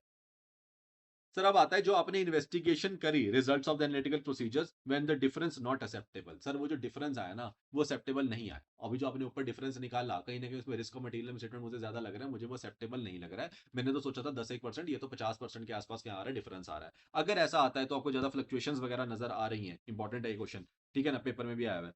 ठीक है सर। तो वो क्या कह रहा है, अगर एनालिटिकल प्रोसीजर परफॉर्म करते हो और आप कुछ कुछ क्या मिलती है, फ्लक्चुएशंस वगैरह मिलती हैं, या फिर रिलेशनशिप मिलते हैं जो आपको लगता है इनकंसिस्टेंट है भाई ये एक्सपेक्टेड वैल्यू के साथ में, ये कहीं ना कहीं जो जो हमारे रिलेटेड पार्टी ट्रांजेक्शन मिली वो कहीं ना कहीं क्या आ गई, 50% से भी कम आर्म लेंथ प्राइस पे दे रखा है, ये तो कुछ ना कुछ गड़बड़ लग रही है। अगर आपको गड़बड़ लगती है तो आप क्या करेंगे? सिंपल सा फैक्टर है यार, तो सब कुछ स्टार्टिंग हमेशा शुरू होते हैं इंक्वायरी से। आप मैनेजमेंट से इंक्वायरी करेंगे और पूछेंगे भाई मैनेजमेंट ऐसा क्यों, ठीक है ना। तो ऑब्टेन अप्रोप्रिएट ऑडिट एविडेंस चाहिए भाई, मुझे रेलेवेंट टू द मैनेजमेंट का रिस्पांस, मुझे आपका रिस्पांस देखना पड़ेगा, और उसके बेसिस मुझे ऑडिट एविडेंस चाहिए कि मुझे ये जो इनकंसिस्टेंट सा बिहेवियर नजर आया, रिलेशनशिप नजर आया, इसका मुझे रीजन दे दीजिए। तो इवेल्युएट करेंगे दो रिस्पॉन्सेज को, और उसके लिए क्या करनी पड़ती है आपको, एंटिटी को अंडरस्टैंड करना पड़ेगा कि एक्चुअली में एंटिटी क्या रिलेटेड पार्टी ट्रांजेक्शन नॉर्मली करती है या और भी कर रखी है, ये सारा कुछ आपको देखना पड़ेगा। तो बेसिकली पहले नंबर पे जब भी आपको एक्सेप्टेबल डिफरेंस मिलता है और आपको लगता है काम का नहीं है मेरे, क्योंकि मुझे फर्दर इन्वेस्टिगेशन में जाना ही पड़ेगा, तो उस वाले केस में आप सबसे पहले क्या करते हो, कहीं ना कहीं इंक्वायरी से काम शुरू करते हो। इंक्वायरी कर ली सर में, इंक्वायरी के बेसिस उन्होंने रिस्पॉन्स दिया होगा, उस रिस्पॉन्स को भी वैल्यूएट करोगे। ठीक है सर। दूसरा दूसरे में उसने बोला कि परफॉर्म करने पड़ेंगे आपको other audit procedures. Other audit procedures उसने बोला कि आपको साथ में अदर ऑडिट प्रोसीजर लगा के देखने पड़ेंगे। ऑब्वियसली इंक्वायरी से कल्ला काम तो नहीं चलेगा आपको, क्योंकि वो तो रिस्पॉन्स दे देगी। अब वो रिस्पॉन्स सही है या नहीं है, मैनेजमेंट ने जो बोला वो सही बोला या नहीं बोला, ये भी तो चेक करना पड़ेगा। बिल्कुल। तो किस केस में करने पड़ते हैं? When management is unable to provide an explanation, management कहती है हमारे पास कोई एक्सप्लेनेशन ही नहीं है इसकी, सॉरी। और explanation together with the audit evidence obtained relevant to the, or the explanation together with the audit evidence obtained relevant to the management response is not considered adequate। या फिर उन्होंने जो एविडेंस दी है उसके अगेंस्ट की sir इसी ये reason की वजह से हमने 50% पे दिया है, वो हमें मिलने के बावजूद नहीं पता ये एडिक्वेट नहीं है, कोई रीजन नहीं है। तो मतलब या तो मैनेजमेंट एक्सपेक्टेशन, कोई मैनेजमेंट कुछ बोलती नहीं, कोई एक्सप्लेनेशन ही नहीं है, या फिर वो जो भी हमारे को दे रही है रिस्पॉन्स वो हमें एडिक्वेट नहीं लग रहा है, तो उस केस में हमें क्या करने पड़ते हैं? Other audit procedure. तो एक बात बताऊं तुमको छोटी सी, क्या, जब उसने बोला कि मेरे पास अनेबल टू, मेरे पास है ही नहीं सर एक्सप्लेनेशन, तो यूजुअली मैं ना क्या करता हूँ, एडिशनल को चेक करने जाता हूँ। और उसने मुझे बोला क्या कि जो दिए उसने बोला मुझे एडिक्वेट ही नहीं लगते मुझे, तो मैं कहीं ना कहीं ऑल्टरनेटिव में चला जाता हूँ। तो मैं यहाँ पे दोनों प्रोसीजर लगा रहा हूँ, एडिशनल भी ऑल्टरनेटिव भी। इसलिए मैंने क्या बोला, जब ये दोनों ही नहीं मिलेंगे तो मुझे क्या करना पड़ेगा? अदर। तो यहाँ पे नाम में क्या लिखा? अदर। ऐसा नहीं है मैं डायरेक्टली अदर पे पहुंच गया। पहले उन्होंने मैंने से बोला कि मुझे रीजंस के लिए क्या दे दो, मुझे रीजंस दे दो आपकी, क्या आप ये जो रीजन आया है मुझे कहीं ना कुछ गड़बड़ लग रही है, कुछ ना कुछ इनकंसिस्टेंट लग रहा है, तो मुझे उसके लिए इंक्वायरी करी, मुझे रिस्पॉन्स आया। उन्होंने बोला हमारे पे कोई एक्सप्लेनेशन ही नहीं है, तो भाई मेरे को फिर क्या करना पड़ेगा? कुछ ना कुछ एडिशनल चेक करना पड़ेगा। अब उन्होंने बोला, ऐसा नहीं बोला कि हमारा एक्सप्लेनेशन नहीं करे, है सर हम भी बताते हैं, उन्होंने बता के मुझे दिया, पर मुझे पता है एडुकेट नहीं है, तो मुझे कुछ ऑल्टरनेटिवली देखना पड़ेगा। अब जब ये दोनों चीजें हो गई और ये दोनों से काम नहीं चला, तो मुझे कुछ अदर ऑडिट प्रोसीजर को करना पड़ता है। क्या मेरी बात क्लियर हो गई? सर क्लियर हो गई। तो इसलिए यहाँ पे ओएपी आया, ए ए को मिला के। अरे सर क्या, ठीक है सर, यहाँ पे इंक्वायरी आई। Done done sir. फिर वो क्या बोल रहे हैं? Analytical procedure that assist when forming an overall conclusion. तो अगर आपने ओवरऑल कंक्लूजन क्या करना है, फॉर्म करना है, तो एनालिटिकल प्रोसीजर आपको हमेशा असिस्ट करते हैं। ऑब्वियसली हमने बात करी थी ऊपर से हम इतनी बातें करते हैं ना कहीं वो ओवरऑल एजर्शन के लिए जितना हमारे को क्या करना, लेवल ऑफ एश्योरेंस चाहिए, उसके लिए कहीं ना कहीं एनालिटिकल प्रोसीजर हमेशा हमारे को हेल्प करते हैं। ठीक है, यस सर। तो क्या आता है कॉर्पोरेट कंक्लूजन? तो कहीं ना कहीं कंक्लूजन फॉर्म करने में हमारे को क्या करते हैं, ड्रॉ करने में कंक्लूजन हमारे को डेफिनेटली कौन हेल्प करता है सर? एनालिटिकल प्रोसीजर हेल्प करते हैं। ठीक है सर। जो रिजल्ट आता है इसका किससे, जो 315 में इन्होंने हमारी मदद करी थी और 330 में भी, और मॉडिफाई करने में भी फर्दर ऑडिट प्रोसीजर कहीं ना कहीं टीओसी टीओडी की यूज आएगा या नहीं आएगा, इन सारी कहानी में हमारी हेल्प करते हैं। इंपॉर्टेंट है नहीं सर? अब जो एक इंपॉर्टेंट पॉइंट बचा है वो क्या है? क्या तुम्हें सारी बातें याद हैं अब तक? पिंडास याद है? याद है sir. Suitability read, yes sir. उसके अंदर रिलायबिलिटी के अंदर एसआरसीसी याद है सर। और ऊपर अनयूजुअल एंड अनएक्सपेक्टेड ट्रीट, बस ये बातें याद हैं? याद है सर। अब एक पॉइंट रह गया हमारा, टेक्निक्स। जल्दी से आ जाओ, खत्म करते हैं। यही सारा कुछ लिखा हुआ है, जल्दी से। Sir techniques available as substantive analytical procedure. Sir कौन कौन सी टेक्निक्स होती हैं जो सब्सटेंसिव एनालिटिकल प्रोसीजर्स के अंदर हमारे पास आती हैं, किस किस का हम यूज कर सकते हैं? चलो सर पढ़ते हैं। सर कौन कौन सी? पहला है सर ट्रेंड एनालिसिस, हमें पढ़ा है। रेशियो एनालिसिस हो गया। फिर एक आता है रीजनेबल टेस्ट, और एक आता है स्ट्रक्चरल मॉडलिंग। ये दो आपके लिए नहीं है, दो तो हम शुरू से पढ़ते ही आ रहे थे, ट्रेंड एनालिसिस करना और रेशियो एनालिसिस करना। एक आता है रीजनेबल टेस्टिंग कर लेना और एक स्ट्रक्चरल मॉडलिंग को फॉलो कर लेना। चलो जी। ट्रेंड एनालिसिस के अंदर क्या है सर? ट्रेंड एनालिसिस के अंदर बिल्कुल सिंपल सा है, analyse account fluctuations by comparing current year versus previous year या टू और मोर प्रीवियस ईयर। तो बेसिकली सिंपल सी बात कर रहा है, ट्रेंड को भाई ट्रेंड के ऊपर फोकस करके चलना। तो बेसिकली एनालाइज करना है कि उस अकाउंट के अंदर कुछ भी फ्लक्चुएशंस वगैरह अगर आई हैं, वो टेक्निक दे रहा है आपको। ठीक है, जब भी आपने कुछ चेक करना है सब्सटेंसिव में कैसे लगाना है, आपको लगा होगा यहाँ पे सैप लगाना चाहिए, कुछ तो रीजन होगा। तो जिस भी अकाउंट पे आपको सैप लगाने की बात आपको लगी, उसके अंदर आपको कुछ ना कुछ फ्लक्चुएशन, कोई कंपैरिजन करना है, कोई रिलेशनशिप नजर आया होगा, तो आपको उस फ्लक्चुएशंस को एनालाइज करने के लिए क्या करना पड़ेगा? कंपेयर करना पड़ेगा। किसको? करंट ईयर को प्रीवियस ईयर्स के साथ में। प्रीवियस ईयर टू और मोर प्रीवियस ईयर्स को आप ले सकते हो, कोई दिक्कत नहीं है। एंड आपको देखना पड़ेगा वेदर ये जो अकाउंट है ये इनलाइन है या नहीं है। मतलब बेसिकली उस अकाउंट के अंदर जो भी अमाउंट्स आ रही है वो इनलाइन लग रही है, मतलब कंपेयर करके आप देख लो कि हाँ यार इतनी हो रही है। एग्जांपल जैसे कि इसके अंदर सैलरी है, पिछले साल की सैलरी से आप इस साल की सैलरी को कंपेयर करके देख लो कि नंबर ऑफ एम्प्लॉयज तो बड़े नहीं है। इंक्रीमेंट इन्होंने बोला हमने 10% का दिया है, वो भी इतने नंबर ऑफ एम्प्लॉयज को दिया है। उसके बेसिस आप क्या कर सकते हो? कंपेयर करके देख सकते हो और उसके बेसिस को पता चल जाएगा कि इसके अंदर कुछ भी ऐसी फ्लक्चुएशन है जो इनलाइन है या नहीं है, तो आपको इजीली पता चल जाएगा। तो ये होता है हमारा ट्रेंड एनालिसिस करना, मतलब बेसिकली सिंपल कंपैरिजन करना प्रीवियस ईयर के साथ में। क्लियर? फिर आता है रेशियो एनालिसिस। अब रेशियो एनालिसिस में क्या है, आप फाइनेंशियल स्टेटमेंट रेशियोज को निकाल के देख लो, मतलब बैलेंस शीट पीएनएल के अंदर जो भी अमाउंट्स वगैरह आ रही है, जैसे कि कौन कौन सी होगी, इन्वेंट्री टर्नओवर रेशियो निकाल के देख सकते हो सच है। ठीक है ना, इन्वेंट्री टर्नओवर रेशियो के बेसिस आपको पता चल जाएगा टर्नओवर के बेसिस पे इन्वेंट्री कितनी है हमारी, उस रेशियो को आप कैलकुलेट कर सकते हो। मतलब basically relationship between different accounts. तो कहीं ना कहीं आपको रिलेशनशिप देखना है डिफरेंट अकाउंट्स के बीच में, जो अकाउंटिंग जो फाइनेंशियल टर्म्स के हैं। अब वो कौन से हो गए? इन्वेंट्री और टर्नओवर। तो इन्वेंट्री टर्नओवर रेशियो से मुझे इन दोनों के बीच का एक रिलेशनशिप नजर आ जाएगा और मैं उसको क्या कर सकता हूँ? चेक कर सकता हूँ। तो रेशियो एनालिसिस काम करती है, बिल्कुल करती है। फिर फिर कंपेयर कर सकते हो आप रेशियोज ओवर टाइम, ये 3 पॉइंट है कि आपने कंपेयर करनी है रेशियोज को 3 पैरामीटर्स में, कब आप ओवर टाइम उसे कंपेयर करते हुए चलना, फिर with in the same entity आप उसे कंपेयर करना, मतलब अपनी सब्सिडरी के साथ में उसको कंपेयर कर लेना, और विद अनदर एंटिटी मतलब इंडस्ट्री के साथ में भी आप कर सकते हो, उस रेशियो को कंपेयर कर सकते हो, ताकि आपको पता चल जाए कि आपका एक्चुअली में क्या सही है या गलत है। तो बेसिकली क्या बोला मैंने सर, रेशियो एनालिसिस के अंदर आप क्या करते हो, फाइनेंशियल स्टेटमेंट के आइटम का क्या करते हो, रेशियो एनालिसिस करते हो, उसमें बैलेंस शीट और पीएनएल दोनों कवर होते हैं। रिलेशनशिप देखते हो between the items of the financial nature, जैसे कि आपने मान लो इन्वेंट्री टर्नओवर रेशियो में इन्वेंट्री और टर्नओवर के बीच में एक रिलेशनशिप देख लिया,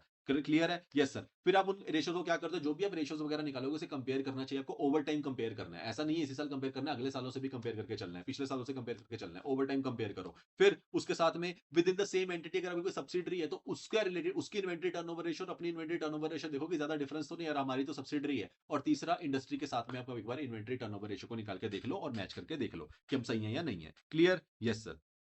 फिर sir reasonable test, reasonable test में क्या कह रहा है, कंपैरिजन करना है with the non financial data, reasonable testing करनी है कि आपने कंपैरिजन करके चलना है नॉन फाइनेंशियल डेटा के साथ भी, generally more applicable to the income statement accounts. Usually जो रीजनेबल टेस्टिंग होती है वो इनकम स्टेटमेंट अकाउंट्स के साथ चलती है, यूजुअली बैलेंस शीट आइटम के साथ नहीं चलती है। तो इसके लिए कुछ एग्जांपल्स इन्होंने दे रखे हैं विच इज इंपॉर्टेंट, चलिए जल्दी से मेरे साथ आइए, ये वाला कह रहा है, unlike trend analysis, trend analysis की तरह नहीं है रीजनेबल टेस्ट, तभी तो अलग टेक्निक है। Analytical procedure does not rely on events of the prior periods, ये प्रायर पीरियड्स के ऊपर यूजुअली डिपेंड नहीं करता, वहां तो कंपैरिजन करके काम चल जाता है, इसमें वो कहता है रीजनेबल टेस्टिंग में प्रायर पीरियड का यूज नहीं आता, but upon the non financial data for the audit, तो कहीं ना कहीं बेसिकली इसने घुसाना था क्या, नॉन फाइनेंशियल डेटा के लिए क्या यूज किया जाता है, टेक्निक यूज की जाती है रीजनेबल टेस्ट, सिंपल है। कंपैरिजन में यूजुअली फाइनेंशियल डेटा का कंपैरिजन होता है, बिल्कुल सर हमने पढ़ लिया प्रीवियस ईयर के साथ में। रीजनेबल टेस्टिंग के अंदर हमने रेशियो सॉरी रेशियो एनालिसिस के अंदर हमने रेशियो निकाली फाइनेंशियल रेशियोज की और उसे कंपेयर करके देख लिया अदर मार्केट के साथ, हमारी दूसरी कंपनी के साथ, ओवर टाइम के साथ, क्लियर है वहां तक, यस सर। तीसरा है रीजनेबल टेस्ट, इसमें इसका फोकस किस पे, नॉन फाइनेंशियल डेटा के ऊपर, ठीक है।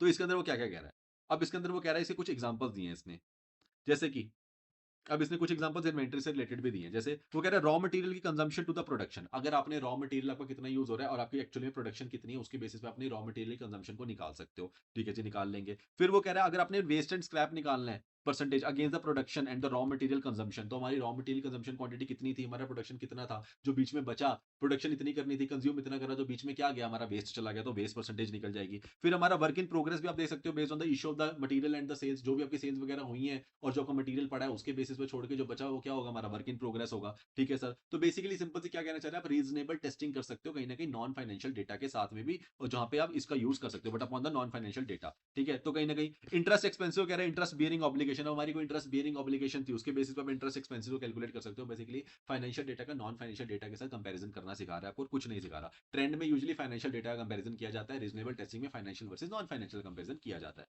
जैसे sales discount and commission against the sales volume, तो जो सेल्स की वॉल्यूम है उसके अगेंस्ट में सेल्स की डिस्काउंट एंड कमीशन कह रहा है। और rental revenue based on the occupancy of the premises, कि प्रीमाइसेस की ऑक्यूपेशन का राउंड मान लो 50% की है, कि भाई ऑक्यूपेंसी 50% ही भरती है, उसके बेसिस पे क्या रेवेन्यू ठीक है जनरेट हो भी रहा है या नहीं हो रहा, ऐसा तो नहीं कि रेवेन्यू 100% जनरेट हो रहा है, भर 50% का नहीं रही है। तो बेसिकली नॉन फाइनेंशियल फैक्टर क्या हो गया, ऑक्यूपेशन, और फाइनेंशियल फैक्टर क्या हो गया, हमारी रेंट का हमारा रेवेन्यू। तो यहाँ पे 2-3 एग्जांपल आपको याद रखने पड़ेंगे, पेपर में आ सकता है, आया नहीं है, लेस चांसेस है बट आ सकता है। तो सर कौन कौन सा हो गया, रॉ मटेरियल, पहले तो इन्वेंट्री वाले याद कर लो, रॉ मटेरियल का प्रोडक्शन के साथ में चेक कर लेंगे, फिर कहीं ना कहीं जो आपने सामान है आपके पास मटेरियल जो आपने सेल करा उसके बीच में वर्क इन प्रोग्रेस ले लिया, और जो आपने प्रोड्यूस करा जो रॉ मटेरियल था उसके बीच में जो आएगी वो वेस्टेज आ जाएगी, ठीक है, डन सर। और उसके बाद में क्या हो गया हमारा, एक रेवेन्यू वाला हो गया based on the occupation, 4 point याद रख सकते हो, क्लियर है, यस सर। उसके बाद चौथा क्या है सर, एक होता है स्ट्रक्चर मॉडलिंग, ये भी यहीं से कवर कर लेते हैं, जल्दी से आ जाओ। तो यहाँ पे मैंने क्या लिखा है, कंपैरिजन करा जाता है किसके साथ, नॉन फाइनेंशियल डेटा के साथ में, जनरली किसके अंदर एप्लीकेबल होता है, more of the income statement account, आपने जितनी भी नीचे आइटम्स पढ़ी हमेशा कौन सी थी, सारी कोई बैलेंस शीट की आइटम नहीं थी, तो इनकम स्टेटमेंट अकाउंट के लिए ज्यादा काम करता है, और आप उसको कुछ एग्जांपल दे दीजिए, ठीक है सर। स्टेटिस्टिकल मॉडलिंग क्या होता है, बेसिकली एक टूल होता है, स्टेटिस्टिकल मॉडलिंग एक कंस्ट्रक्ट का टूल है, टूल होता है जो कंस्ट्रक्ट किया जाता है किसके लिए, स्टेटिस्टिक मॉडल के लिए, from the financial and the non financial data दोनों के लिए यूज किया जाता है, of the previous year account to predict the current year balances. तो बेसिकली क्या है, हम एक लीनियर रिग्रेशन बनाते हैं, लीनियर रिग्रेशन बना के आप देखते हैं इस साल के बेसिस पे अगला साल, उसके बेसिस पे अगला साल, उसके बेसिस पे अगला साल। तो बेसिकली सिंपल सी बात क्या लिखनी है, एक टूल है जो कंस्ट्रक्ट किया जाता है किसके लिए, एक स्टैटिस्टिकल मॉडल बनाया जाता है फ्रॉम द किससे, financial and non financial data दोनों को यूज करके, of the previous year account to the predict the current year account balance. तो प्रीवियस ईयर के बैलेंस से अगला बैलेंस कितना होना चाहिए उसको प्रिडिक्ट करने के लिए हम एक टूल बनाते हैं, जिससे हम उसके बाद उसको कंपेयर करके देख लेंगे कि हमें तो लगा था इससे इतना होना चाहिए, वो एक्चुअली में इतना है या नहीं है, ज्यादा डिफरेंस आ रहा होगा तो वो ऊपर वाली कहानी में चला जाएगा जो हमने पढ़ा था, डिफरेंस को चेक करना, एक्सेप्टेबल डिफरेंस है या नहीं है, ठीक है ना। इसके लिए एग्जांपल क्या है, लीनियर रिग्रेशन करना, लीनियर रिग्रेशन से बेसिकली ये चीज हो जाती है। प्रॉपर प्रॉपर क्या है, ये पूरा पूरा का पूरा जो हम पढ़ते थे इकोनॉमिक्स में, वो वाली कहानी चलेगी। तो बेसिक सिंपल स्ट्रक्चरल मॉडलिंग क्या है? एक टूल है जो कंस्ट्रक्ट किया जाता है, किसका financial and non financial data दोनों के लिए कंस्ट्रक्ट किया जाता है, जिसमें आप प्रीवियस ईयर के बेसिस पे, अकाउंट बैलेंस के बेसिस पे प्रिडिक्ट कर पाते हो अपना करंट ईयर का अकाउंट बैलेंस कितना होना चाहिए। बस उसके लिए हम एग्जांपल है हमारा लीनियर रिग्रेशन। इतना सा याद रखेंगे तो काम चल जाएगा। ये हमारा यहाँ पे क्या हो जाता है, ये टॉपिक हमारा यहाँ पे खत्म हो जाता है, सारे के सारे एरियाज।